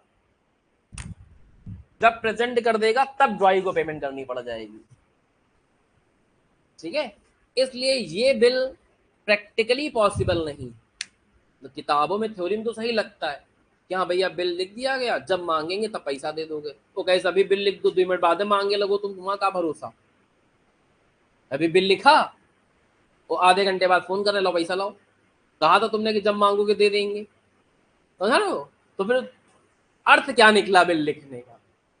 तो इसलिए प्रैक्टिकल लाइफ में डिमांड बिल नहीं चल पाता है, तो कब आदमी डिमांड कर ले, ठीक है। डिमांड बिल उस केस में चलता है कि जहां पे कोई लोन ले रहा होता है, जैसे किसी ने कहा कि भाई 5,000 रुपए दे दो, जैसे ही मांगोगे दे देंगे, कोई दिक्कत की बात नहीं, अभी मेरी नीड है, अभी 1 घंटे में पैसा आ जाएगा, उसके बाद जब कभी कह देना कल परसों दे देंगे। तो फिर उस केस में क्या है कि प्रैक्टिकली हो भी सकता है कि डिमांड बिल लिख दिया जाए, वरना फिर 2-4-5,000 रुपए के लिए कौन बिल से लिखेगा, इतना भरोसा ना हो तो देवे ना करे आदमी, बातें खत्म हो जाएंगी। तो बड़े बड़े जो व्यापारियों के ट्रांजेक्शन होते हैं या लोन लेना वाला होता है, यहाँ सामान हाईवे भेजा जाता है, वहां ये सब बिल नहीं चलता, डिमांड बिल तो बिल्कुल नहीं चलता। वहां कौन सा चलता है, यूसेंस बिल, जहाँ पे एक डेफिनेट डेट लिखी जाती है, पीरियड लिखा जाता है। तो जहाँ पे पीरियड डिफाइंड हो बिल का, यूसेंस होते हैं। जहाँ पीरियड डिफाइंड नहीं होता है, डिमांड पे पैसा दिया जाएगा, उसको क्या बोलते हैं। एक और होता है एकोमोडेशन बिल। ठीक है। एकोमोडेशन बिल आपको प्रैक्टिकली भी समझना पड़ेगा और इसको प्रैक्टिकली ही समझ पाओगे, अभी थ्योरी में नहीं समझ पाओगे। ये बिल एक दूसरे की सहायता के लिए लिखा जाता है। हल्का सा बता देते हैं, जैसे हमने ना तनीषा को कोई प्रोडक्ट बेचा है, ना कोई सर्विसेज दे रहे हैं, मतलब जो सर्विसेज दे रहे हैं उसका पैसा उन्होंने दे दिया, कुछ बकाया नहीं, ठीक है। तो ना हमने कुछ लेना है ना इनको कुछ देना है टेक्निकली, लेकिन हमको भी पैसे की जरूरत है और तनीषा को भी पैसे की जरूरत है। हमको भी पैसा चाहिए थोड़ा सा, और पैसे की नीड इनको भी है। तो हमने कहा ऐसा करते हैं कि हम तुम्हारे ऊपर एक बिल लिख देते हैं 6 महीने बाद का, और उस बिल को क्या कर लो तुम, एक्सेप्ट कर लो। फिर बैंक से जाए, पैसा ही पैसा होगा, समझ लो। थोड़ा तुम रख लेना, थोड़ा हम रख लेंगे। तो जब 6 महीने बाद आएगी नौबत तो दोनों लोग मिला के दे देंगे, जैसे अभी मिला के लिए ले रहे हैं वैसे मिला के बैंक को वापस कर देंगे। That is called accommodation bill, ठीक है। तो थ्योरी समझाने के लिए हमने आपको एग्जांपल बता के बताया कि कैसे एकोमोडेशन बिल होता है। तो एक दूसरे की हेल्प के लिए लिखा जाता है कि हम लोग को लगता है 3-4 महीने पैसे आ जाएंगे, लेकिन अभी पैसे की नीड है, तो एक दूसरे के ऊपर लिख दिया गया। एक आदमी ने लिख दिया, दूसरे आदमी ने एक्सेप्ट कर लिया, बैंक से क्या डिस्काउंट करा के लाए, पैसा आपस में बांट लिया। जिस रेशियो में पैसा बांटेंगे उसी रेशियो में बाद में बैंक को देंगे। अगर आधा आधा बांटा है तो बैंक को जो पैसा देना होगा तो आधा आधा देंगे। 3/4 1/4 बांटा है तो दूसरे रेशियो में देंगे। 80-20 में बांटा है दूसरे रेशियो में मिला के देंगे। भाई जैसे अभी मजा ले रहे हो वैसे आपको भुगतान भी करना है, कॉमन सेंस है। तो ये एकोमोडेशन बिल में होता है, जो सीएमए फाउंडेशन वाले बच्चों को तो नहीं पढ़ना है प्रैक्टिकली, लेकिन सीएमए इंटर वाले बच्चे या सीए फाउंडेशन वाले बच्चों को पढ़ना पड़ता है, प्रैक्टिकली भी सीखोगे। और इंटरमीडिएट में, सीएमए इंटरमीडिएट में तो ज्यादातर जब सवाल इससे बनाता है तो इसी से बनाता है, ठीक है। तो यही थोड़ा सा ऐसी चीज है जो 11th में आदमी नहीं पढ़ता, बाकी तो हर चीज पढ़ी होगा, लेकिन ये चीज 11th में नहीं थी, अब है। समझनी पड़ेगी, पढ़नी पड़ेगी, लेकिन इससे पहले जब तक बेसिक बाकी सारे सवाल नहीं लगा लोगे तब तक इसमें घुस नहीं पाएंगे, ठीक है। और अगर एक्सक्लूसिव में सीएमए इंटर की बात करूं, सीएमए इंटरमीडिएट की, तो इस बार बिल्स ऑफ एक्सचेंज आने की प्रोबेबिलिटी ज्यादा है कंसाइनमेंट और ज्वाइंट वेंचर से भी ज्यादा है। फाउंडेशन में तो सभी आता है, उसमें तो कोई दिक्कत ही नहीं है। अभी मैं जो बात कर रहा हूँ एक्सक्लूसिव किसके लिए कर रहा हूँ, सीएमए इंटरमीडिएट के लिए। तो इस अटेम्प्ट में बिल्स ऑफ एक्सचेंज आने की हाई प्रोबेबिलिटी है, कंसाइनमेंट और ज्वाइंट वेंचर की थोड़ी सी कम प्रोबेबिलिटी, ठीक है। क्योंकि अभी आया था कंसाइनमेंट, उसके पहले आया था ज्वाइंट वेंचर। इस बार ज्यादातर चांसेस हैं कि, तो इसलिए बिल्स ऑफ एक्सचेंज को बहुत कायदे से पढ़ना पड़ेगा, मजबूत करना पड़ेगा अगर आप इसके नंबर फेच करना चाहते हो तो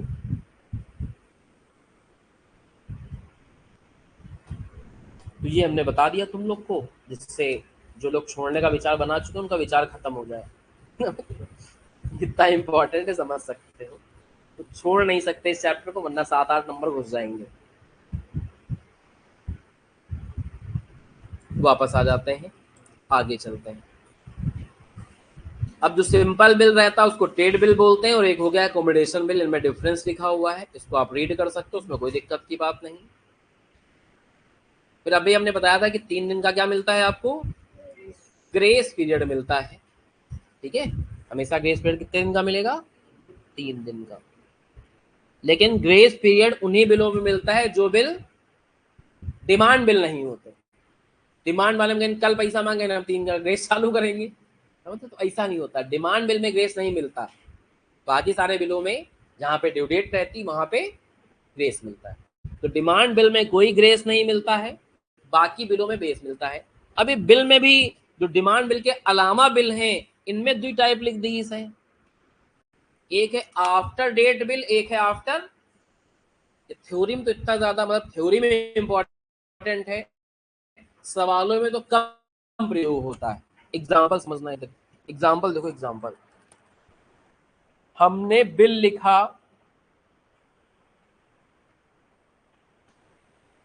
28 अक्टूबर 2025 को, किस दिन लिखा है, और बिल एक्सेप्ट किया है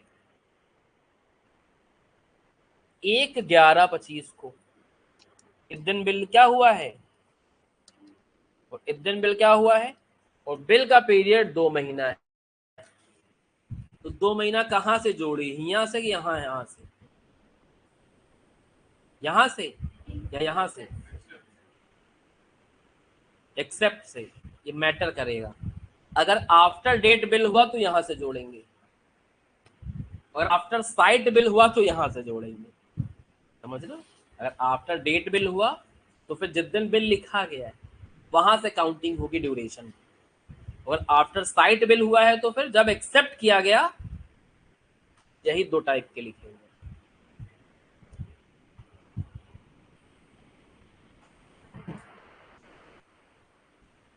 ठीक है, तो इसका मीनिंग समझा दिया आपको बातों बातों में। बाकी जो सवाल में आते हैं वो ऐसा जल्दी लिखता ही नहीं कि एक डेट को लिखा गया और किसी और डेट को एक्सेप्ट करे। प्रैक्टिकल सवाल जो होते हैं आपके पास किताबों के अंदर, उसमें ये फंसाएगा नहीं, लिखा इस तारीख को गया और एक्सेप्ट उस तारीख को हुआ। एग्जाम में ऐसा सवाल नहीं आया है अभी। वरना अगर कुछ नहीं बताएगा तो फिर आफ्टर साइट ही एज्यूम किया जाता है, अगर ऐसा आ जाए सवाल तो। या आफ्टर डेट ना बताए, आफ्टर साइट ना बताए, तो तुम क्या करोगे, सवाल आफ्टर साइट मानते हुए ही लगाओ। ठीक है,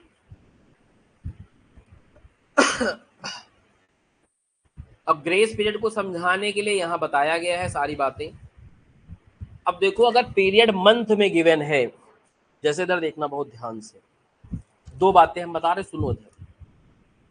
बिल लिखा गया 1/11/25 को, एक्सेप्ट भी यही तारीख का हुआ। ठीक है, और बिल लिखा गया कितने महीने के लिए,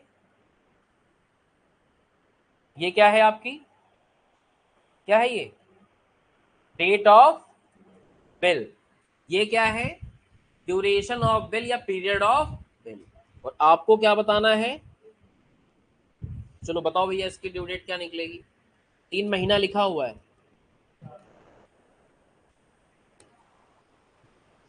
1 दिसंबर 1 महीना, 1 जनवरी 2 महीना ना, 1 फरवरी 3 महीना, 4 फरवरी आ जाएगा। कोई समस्या, कोई समस्या नहीं।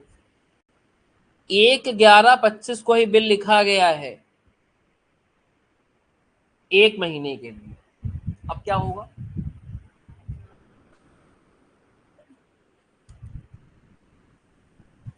ठीक है, तो जब बिल महीने में लिखा जाता है तो उस महीने में कितने दिन होते हैं वो अनइम्पॉर्टेंट हो जाता है। जैसे चाहे बिल 1 दिसंबर को लिखा जाए तो भी 4 जनवरी आएगा, जबकि देखो नवंबर में 30 दिन होते हैं, दिसंबर में 31 दिन होते हैं। तो महीने के अंदर कितने दिन है वो अनइम्पॉर्टेंट हो जाता है, जबकि बिल की ड्यूरेशन किसमें दे रखी होती है, मंथ में। मंथ मंथ खेलेंगे, समझ लो, तो उस महीने के अंदर कितने दिन होते हैं उसमें घुसने का प्रयास नहीं किया जाता है।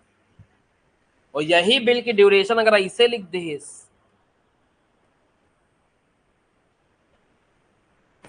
तो तुम नहीं कह सकते कि 2 महीने वाला आ जाएगा सीधा, 2 महीना जोड़ दो, नहीं। अब एक एक दिन का हिसाब किताब चलेगा, समझ लो।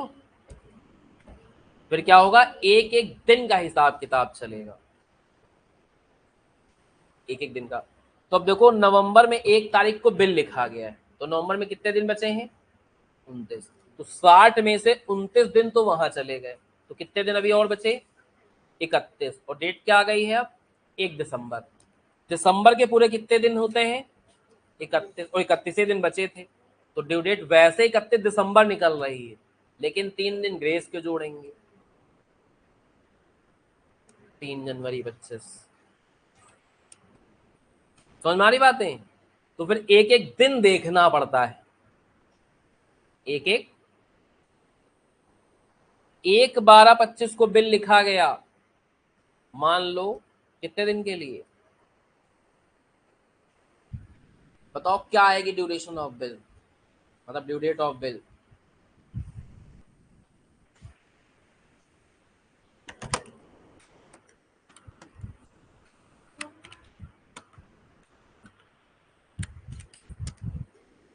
4 मार्च 2025। आपको क्या करना होता है, इनमें से दिन घटाने शुरू करने होते हैं। पहले दिसंबर के बचे हुए 30 दिन, तो बचेंगे 60 दिन। फिर जनवरी के 31 दिन, फिर आ जाएगा 29, फिर 28 दिन फरवरी के, फिर आ गया 1 मार्च। 3 दिन ग्रेस जोड़ दो, 4 मार्च आ जाएगा। समझ गए? एमसीक्यू में आ जाता है एक आध ड्यू डेट वाला निकालने वाला सवाल। तो ड्यू डेट में ऑप्शन ऐसे देगा 3 मार्च, 4 मार्च, 5 मार्च, 6 मार्च।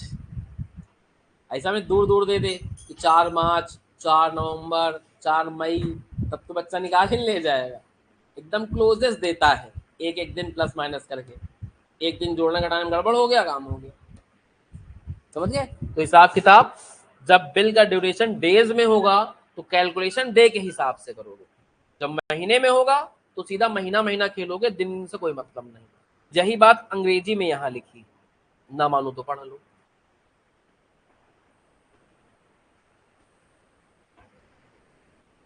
तो जब मंथ में गिवन होता है तो इग्नोर करते हैं number of days in a month को, और अगर डेज में लिखा होता है, समझ रहे हो, तो फिर डे का हिसाब किताब रखेंगे।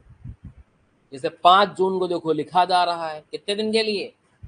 65 दिन के लिए। तो जून में अभी देखो तो 25 दिन बचे हैं, तो 65 में से 25 दिन चले गए जून में।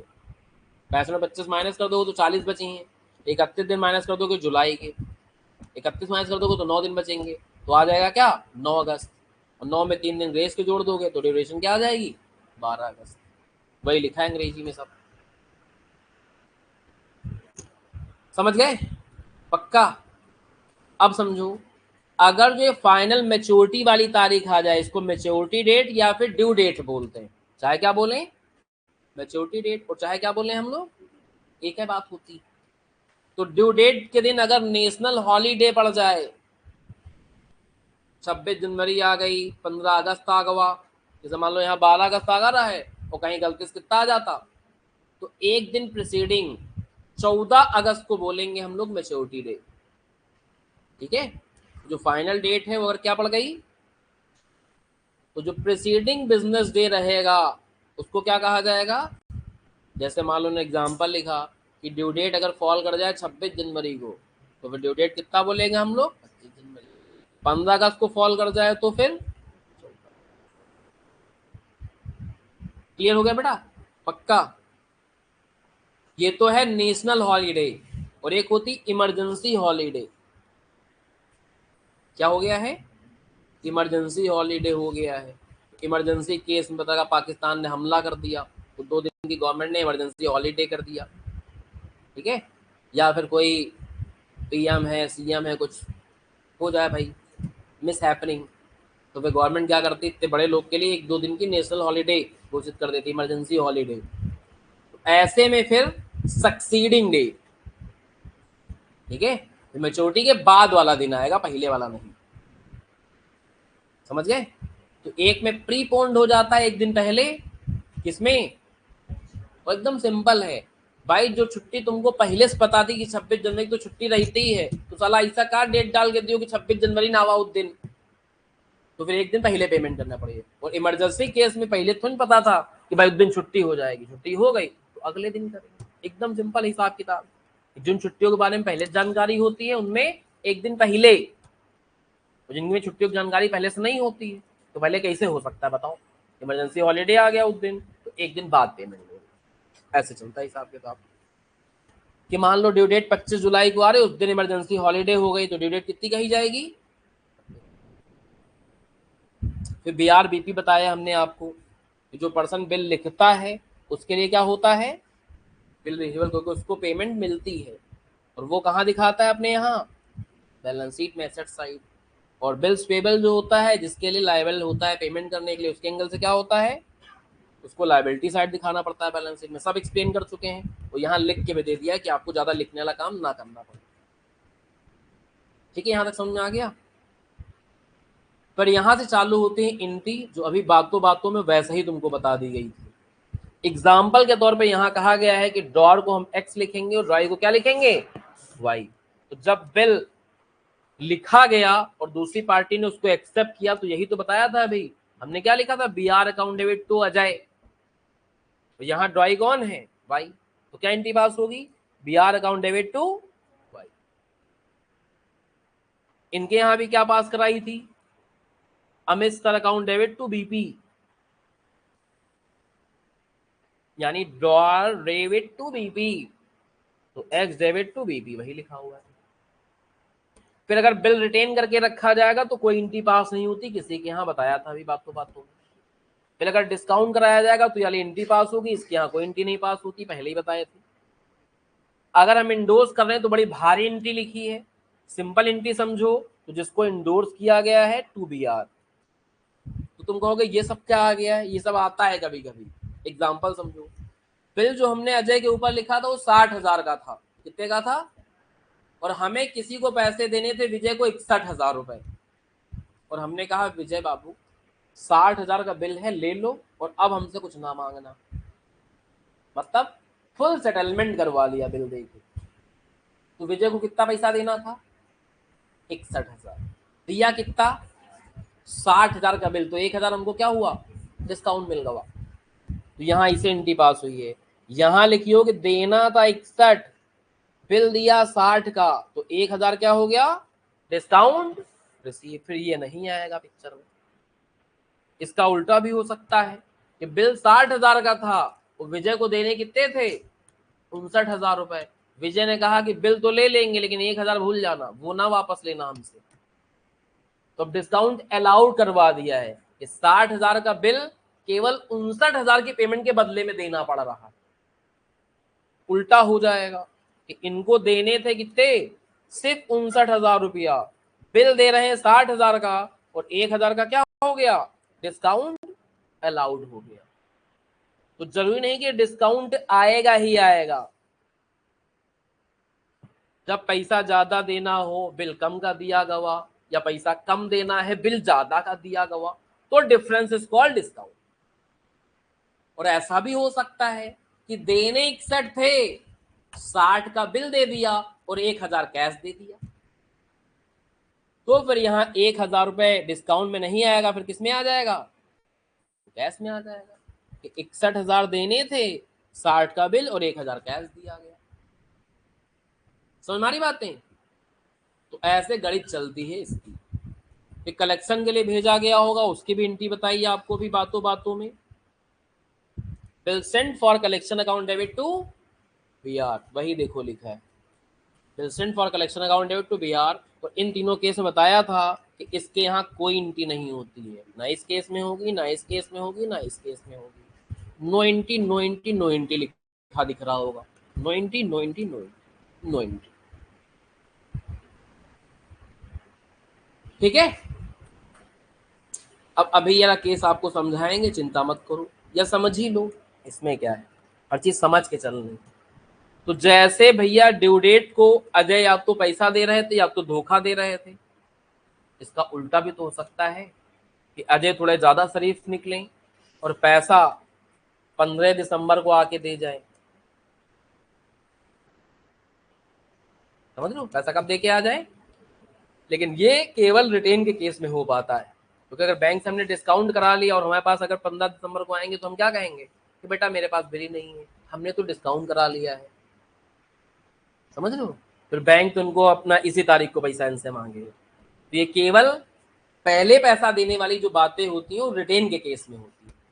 तो रिटेन के केस में क्या होगा, 15 दिसंबर को ये आ गए वो कहेंगे भैया है आज पैसा दे दी, तो आप क्या दोगे, उन्होंने कहा मतलब कुछ देना भी पड़ेगा क्या, कहने सर देखिए वैसे तो पैसा आपको कब देना था, 4 जनवरी को, हम आपको लगभग लगभग 20 दिन पहले पैसा दे रहे हैं। लगभग वर्ड लगाया, गिनना लगने लगना, कहते नहीं भैया 19 दिन ही रहा है ना, तो लगभग लगभग कितने दिन पहले पैसा दे रहा है, क्या कर सकते, कुछ छूट दो हमको तो हम पहले दे दें, वरना तो 4 जनवरी को देंगे आपको। तो पैसा पहले आदमी किसी लालच में देता है कि उसको कुछ छूट मिल जाए, उस छूट को अंग्रेजी में रिबेट कहते हैं। क्या कहते हैं, तो बिल तो 60 का है तो हमने कहा ठीक है 500 कम दे देना, 59,500 दे दो। तो इसको बोलते हैं कि बिल क्या हो रहा है, मेच्योर हो रहा है before due date under rebate. ठीक है, तो इस केस में क्या होता है, यही लिखा हुआ है कि बिल रिटायर कर दिया जाए बिफोर।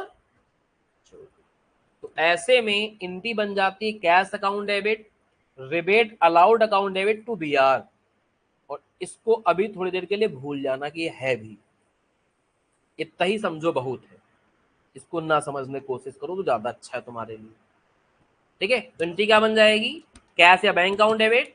क्योंकि देखो बेटा बिल तो 60,000 का था लेकिन पैसा कितना दे रहा, तो 500 का रिबेट दे दिया। अब रिबेट देना मेरे लिए घाटे का सौदा भाई, 500 हमें कम मिलेंगे, नुकसान हो रहा है। और इसकी उल्टी उल्टी ये बनाएगा, नॉर्मली जब ये पेमेंट करता था, अभी देखो लिखी थी क्या पेमेंट करती थी, इनको पैसा क्या मिल रहा था, बस इसमें बीच में रिबेट घुस जाता है कैश के साइड। जहां कैश रहेगा वहीं नीचे क्या आ जाएगा, रिबेट। यहाँ क्या आ जाएगा, रिबेट, क्योंकि पैसा कम मिलेगा बिल जातेगा। तो वही पैसे मिलने वाली एंट्री होगी, बस कैश साइड क्या आ जाएगा, साथ में रिबेट आ जाएगा। वही देखो यहाँ लिखा, ना मानो तो देख लो। तो अगर बिल की ड्यू डेट से पहले, मेच्योरिटी से पहले आके बिल को क्या कर देता है, वो भुगतान कर देता है, तो उसको बोलते हैं रिटायरिंग ऑफ बिल बिफोर। और ऐसी एंट्री बनानी पड़ती।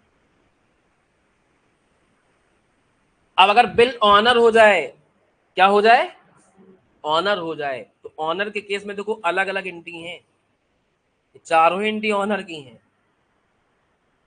बेटा बातचीत नहीं करो, इधर सुनो, ठीक है। जिसको भी ज्यादा आता है घर जा सकता है, उसमें कोई दिक्कत की बात नहीं। हो सकता है भाई पहले से आता हो, कहाँ पड़ेगा यहाँ बैठ के फालतू। तो जिसको भी ज्यादा आता हो अपना घर निकल लेगा धीमे से, किसी को कुछ नहीं कहा जाएगा। हम ऐसे नजर ऑन कर लेंगे, कल चले जाना होगा, क्या बताया जाए, ऐसे ही कह सकते हैं। तो अगर बिल मेरे पास रिटेन होगा तो ये पैसा किसको मिलेगा, तो एंट्री बनेगी। सबसे अच्छी बात क्या है कि चारों ऑनर के केस में इनके यहाँ एंट्री सेम होगी। यही बताया था थोड़ी देर पहले आपको, वही देखो लिखा है, चारों वही entry, BP to cash, BP to cash, BP to cash, BP to cash, काम खत्म। इनके यहाँ अलग अलग है। रिटेन होगा तो हमारे यहाँ एंट्री बनेगी cash account debit, bank account debit to BR, यही वाली एंट्री है, बस रिबेट नहीं। और अगर प्रीवियस बैंक से डिस्काउंट कराया हो तो हमें पैसा मिल भी नहीं करिए, हमें यहाँ कोई एंट्री नहीं पास होगी, इनके यहाँ वही एंट्री पास होगी। कलेक्शन के लिए भेजा होगा तो bank account debit to bill send for collection, और यहाँ कलेक्शन चार्जेस अकाउंट पे डेबिट हो जाएगा अगर कुछ लग रहे हैं तो। ठीक है, यहाँ क्या डेबिट हो जाएगा, कलेक्शन चार्जेस अकाउंट पे डेबिट हो जाएगा।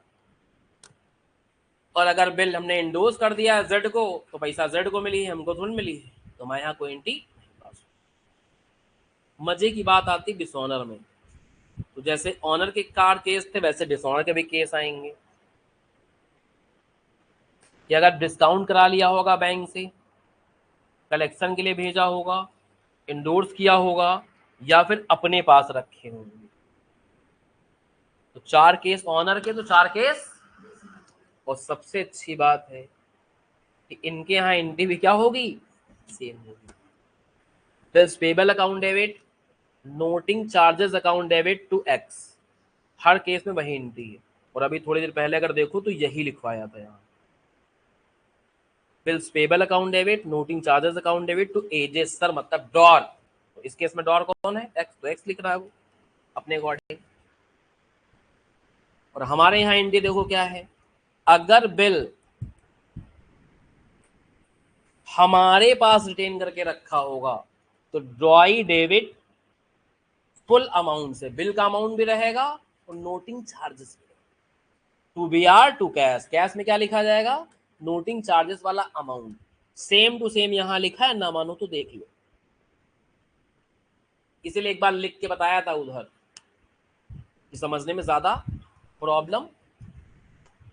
ठीक है, फिर अगर डिस्काउंट करा लिया होगा तो इनकी देखो क्या हुई थी, ड्रॉई डेबिट टू बैंक, और अमाउंट जो लिखा जाएगा उसमें नोटिंग चार्जेस मिला के लिखे, वही यहां लिखा है, drawee account debit to bank. ठीक है, drawee account debit to bank, ये सब नहीं आता है, इसको काट देना, नोट्स होंगे आपके पास तो काट देना इसको।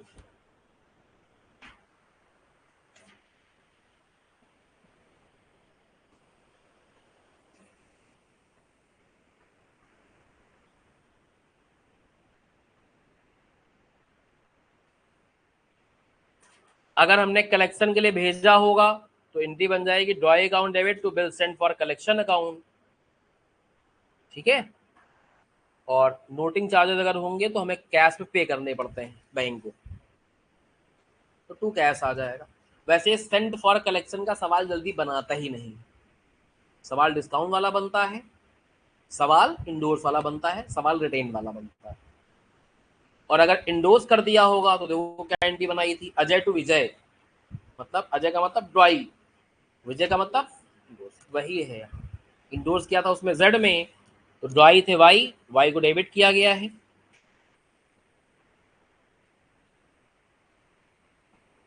और टू इंडोर्सी थे जेड, और इसमें पैसा कौन सा लिखा जाएगा, bill amount plus noting charges का अमाउंट, दोनों जोड़ के। इसके बाद एक छोटा सा कॉन्सेप्ट और आता है रिन्यूअल ऑफ बिल का, ये भी समझ लोगे तो सारी रामायण समझ लोगे इस चैप्टर की। फिर हम लोग चलेंगे अपना सवालों के अंदर, ठीक है। अब ये रिन्यूअल ऑफ बिल का कॉन्सेप्ट क्या है ये समझो। इधर देखना, इधर 4 जनवरी को पैसा देना था, किसको पैसा देना था, अजय को। ये रिन्यूअल का कॉन्सेप्ट भी मेनली रिटेन के केस में आता है, जब बिल तो 4 जनवरी को पैसा देना है और पैसे की व्यवस्था ही कर नहीं पा रहे हैं, तो ये सीधा क्या करेंगे 1 जनवरी को नए साल में, नए साल की बधाई देने भी आ गए कि सर नया साल मुबारक हो, ये वो धीमे से अपना पत्ता भी खोल देंगे कि सर वो पैसे की व्यवस्था नहीं हो पा रही है और हम आपको 4 तारीख को भी नहीं दे पाएंगे, तो ऐसा करिए जो बिल हमने दिया था वापस कर दीजिए और एक नया बिल लिख दीजिए, उसमें 3-4 महीने और बढ़ा दीजिए आप, that is called renewal of bill, ठीक है। कभी कभी बिल डिसऑनर होने के बाद ही आते हैं कि अरे भाई गलती हो गई नहीं दे पाए, अब नया बिल लिख दो। तो रिन्यूअल में हमेशा ऐसा नहीं होगा कि डिसऑनर से पहले रिन्यूअल कराने आएगा, हो सकता है डिसऑनर होने के बाद ये कहने आए, गड़गड़ाने आए, अरे सर गलती हो गई नहीं दे पाए, वो तो पहले बता देते, सारा नोटी पोटी ना कराना पड़ता है ना। तो डिसऑनर के बाद भी हो सकता है, डिसऑनर के पहले भी हो सकता है, ठीक है। तो देखो अगर डिसऑनर के बाद होगा तो बिल को कैंसिल नहीं करना पड़ता है, वहां अगर डिसऑनर से पहले आ जाएंगे तो पहले पुराना बिल कैंसिल करेंगे और फिर नया बिल लिखेंगे, पुराना बिल क्या करेंगे कैंसिल और फिर नया बिल। तो जब पुराना बिल कैंसिल करोगे तो बिल लिखने की अपोजिट एंट्री हो जाएगी, बिल लिखा था B R account debit to Y, उसको कैंसिल कर रहे हैं तो Y debit to B R, तो पुराने बिल को क्या कर देंगे कैंसिल। इन्होंने भी जो बिल लिखवाने की एंट्री पास करी थी एक्स डेबिट टू बीपी, उसको उल्टा कर दिया, तो बिल लिखने का अपोजिट एंट्री पास हो तो बिल क्या हो जाएगा कैंसिल हो जाएगा, तो पहले पुराना बिल कैंसिल करेंगे। फिर अब देखो नए बिल में क्या कह रहे हैं कि भैया 3 महीने बाद का लिखना, तो 3 महीने का ब्याज कौन देगा, यही देंगे। तो फिर इंटरेस्ट की एक एंट्री पास होती है, क्योंकि ड्रॉर तभी मानता है जब अगला जो नेक्स्ट पीरियड है, न्यू बिल का जो पीरियड है उसका इंटरेस्ट भी चुकाए कौन, हमने कहा इसे 3 महीने और विलंब करोगे तुम तो 3 महीने का ब्याज दो, अब तो 3 महीने का ब्याज मान लो 2000 रुपया हुआ मोटा मोटा, तो हमने कहा 60 वो और 2 ये 62 देने पड़ेंगे। अब इसमें 2 केस हो सकते हैं, एक हमने कहा कि बेटा ऐसा करो कि 2000 तो नगद ही दे दो और नया बिल हम 60 का ही बनाते हैं, 60 तुम बाद में दे देना 3 महीने बाद। और एक है कई तरह कुछ भी पैसा नहीं, इंटरेस्ट का पैसा भी नए बिल में घुसेड़ दो, ये डिपेंड करेगा कि इंटरेस्ट का पैसा इन्होंने नगद दिया, इनकी तो पास ही होगी इंटरेस्ट की, पर नगद दे रहे हैं कि बिल के साथ दे हैं, ये मुद्दा है। तो अगर इंटरेस्ट का पैसा इन्होंने नगद दे दिया नगद, तो एंट्री पास हो जाती है, हमें इंटरेस्ट का पैसा मिल जाएगा, ठीक है, हमें क्या होगा इंटरेस्ट का पैसा मिल जाएगा। वैसे इसकी एंट्री थोड़ी सी सही नहीं लिखी हुई, तो अभी हम अपनी भाषा में लिखवा देंगे आपको। अगर इंटरेस्ट का पैसा इन्होंने नगद दे दिया है तो एंट्री पास होती cash account debit to interest, क्या होती है। और अगर इंटरेस्ट का पैसा नगद नहीं दिया तो एंट्री बन जाएगी drawee account debit to interest, interest भी ड्रॉई से लेना है, तो इस जगह पे मैटर आएगा, या तो कैश लिखेंगे या तो वाई लिखेंगे, और इस बात पर डिपेंड करेगा, नगद मिला होगा तो कैश टू इंटरेस्ट, और ये भी अगर उधार में चल रहा होगा तो फिर ड्रॉई टू इंटरेस्ट। सेम काम यहाँ है, इंटरेस्ट डेबिट तो रहेगा ही रहेगा, यहाँ तो ये आता है, यहाँ क्या आएगा कैश या फिर क्या आएगा एक्स अकाउंट। इसको ऐसे करके लिख लेना तो ज्यादा कंफर्टेबल फील करोगे।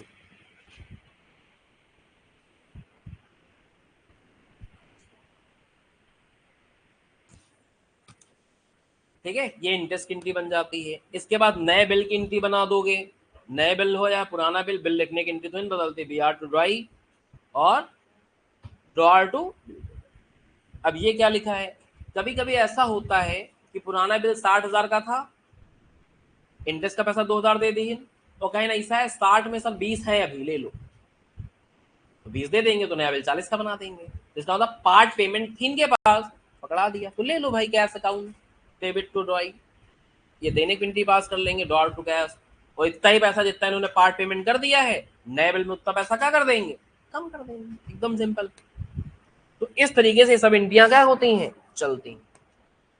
तो ये तो हो गई इस चैप्टर की पूरी कहानी, सारी कहानी किस तरीके से रोल प्ले होता है, किस तरीके से चीजें होती हैं। अब यहाँ कुछ चीजों का मीनिंग लिखा है, जैसे बिल का मतलब क्या है कि पेमेंट नहीं हुआ है, ठीक है, पेमेंट नहीं होता उसको क्या बोलते हैं हम लोग, डिसऑनर बोलते हैं। इसके बाद नोटिंग का बताया है कि फैक्ट ऑफ डिसऑनर रिकॉर्ड किए जाते हैं कानून की भाषा में नोटरी पब्लिक के द्वारा, इसी को नोटिंग ऑफ बिल बोलते हैं। इसके लिए वो एक फीस चार्ज करता है जिसको हम लोग नोटिंग फीस और नोटिंग चार्जेस देते हैं, इसको पे करना पड़ता है। ये होल्डर ऑफ बिल के लिए एक एक्सपेंस होता है, इसको हम क्या करते हैं, रिस्पॉन्सिबल पार्टी से क्या करते हैं, वसूलते हैं, रिकवर करते हैं बाद में। जैसे हमने नोटिंग चार्ज तो हम पे करके आए थे, लेकिन बाद में अजय से ले रहे थे कि अजय तुमको देना पड़ेगा, तुम्हारी वजह से गद्दारी हुई है सब।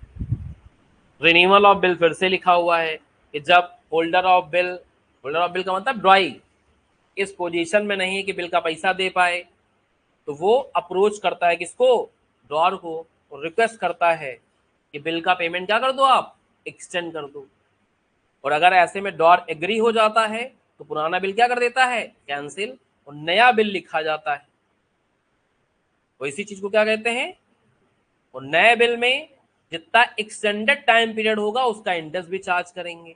इंटरेस्ट नगद देगा नहीं देगा वो अलग मैटर है, लेकिन इंटरेस्ट लेंगे पक्का। ये सारी अंग्रेजी में यहाँ चीजें लिखी हुई हैं। रिटायरिंग ऑफ बिल का मतलब ही है कि ड्यू डेट से पहले पैसा दे देना। तो अगर दोनों की म्यूचुअल अंडरस्टैंडिंग है, वो आदमी दे रहा है, वो आदमी कहते हैं हाँ हाँ ले लेंगे, तो इसे क्या बोलते हैं हम लोग, रिटायरिंग ऑफ बिल। और ऐसे में जो अनएक्सपायर्ड पीरियड रहता है, जैसे हमने बिल लिखा 6 महीने का और 5 महीने बाद पैसा देने आ रहा है, तो टाइम तो एक ही महीना पहले दे रहा है ना, तो रिबेट 1 महीने के देंगे, 6 महीने थोड़ी देंगे। तो जो अनएक्सपायर्ड पीरियड होगा, मतलब जो बचा हुआ पीरियड है, रिबेट हमेशा उतने पीरियड की निकाली जाती है। वही सब अंग्रेजी में लिखा हुआ है कि जितना भी अनएक्सपायर्ड पीरियड होगा उसके लिए क्या निकाली जाती है, रिबेट कैलकुलेट करी जाती है। और वो ड्रॉई के लिए इनकम है, मतलब उसके फायदा है, कम पैसा देना पड़ रहा है, और पेई के लिए क्या है, सब लिखा हुआ है। एकोमोडेशन बिल बताया था कि ऑर्डिनरी बिल में तो क्या होता है, कंसिडरेशन के लिए लिखे जाते हैं कि पैसा लेना है तो बिल लिखा जा रहा है, लेकिन accommodation bill without any consideration लिखे जाते, कोई पैसा लेना नहीं था तनीसा से, ठीक है। तो जहां पे दो पार्टी हैं, ना वो डेटर क्रेडिटर है ना कुछ और है, केवल नीड्स ऑफ फंड होती है, पैसे की आवश्यकता होती है, इसलिए लिखे जाते हैं, उन्हीं को क्या करते हैं हम लोग, एकोमोडेशन बिल। और इनका एक दूसरा नाम भी है क्या, काइट बिल, पतंग वाला, ठीक है। तो अकोमोडेशन बिल या फिर उड़ाने वाला बिल, देखिए पतंग बिल कहा जाता है। तो ये सारी बातें यहाँ लिखी हैं।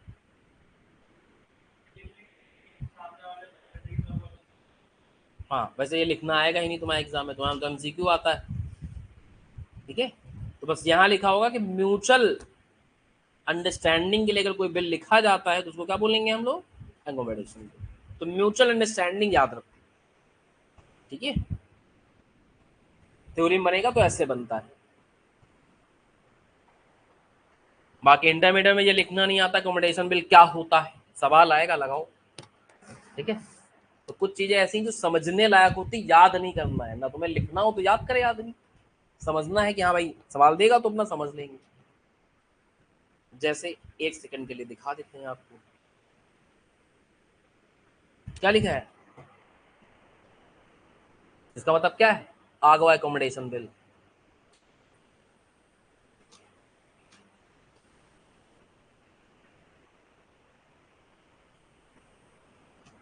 ऐसे तुम पकड़ लोगे कॉम्बिनेशन बिल का सवाल आ गया, तो जहां ये सब ना लिखा हुआ नॉर्मल सवाल।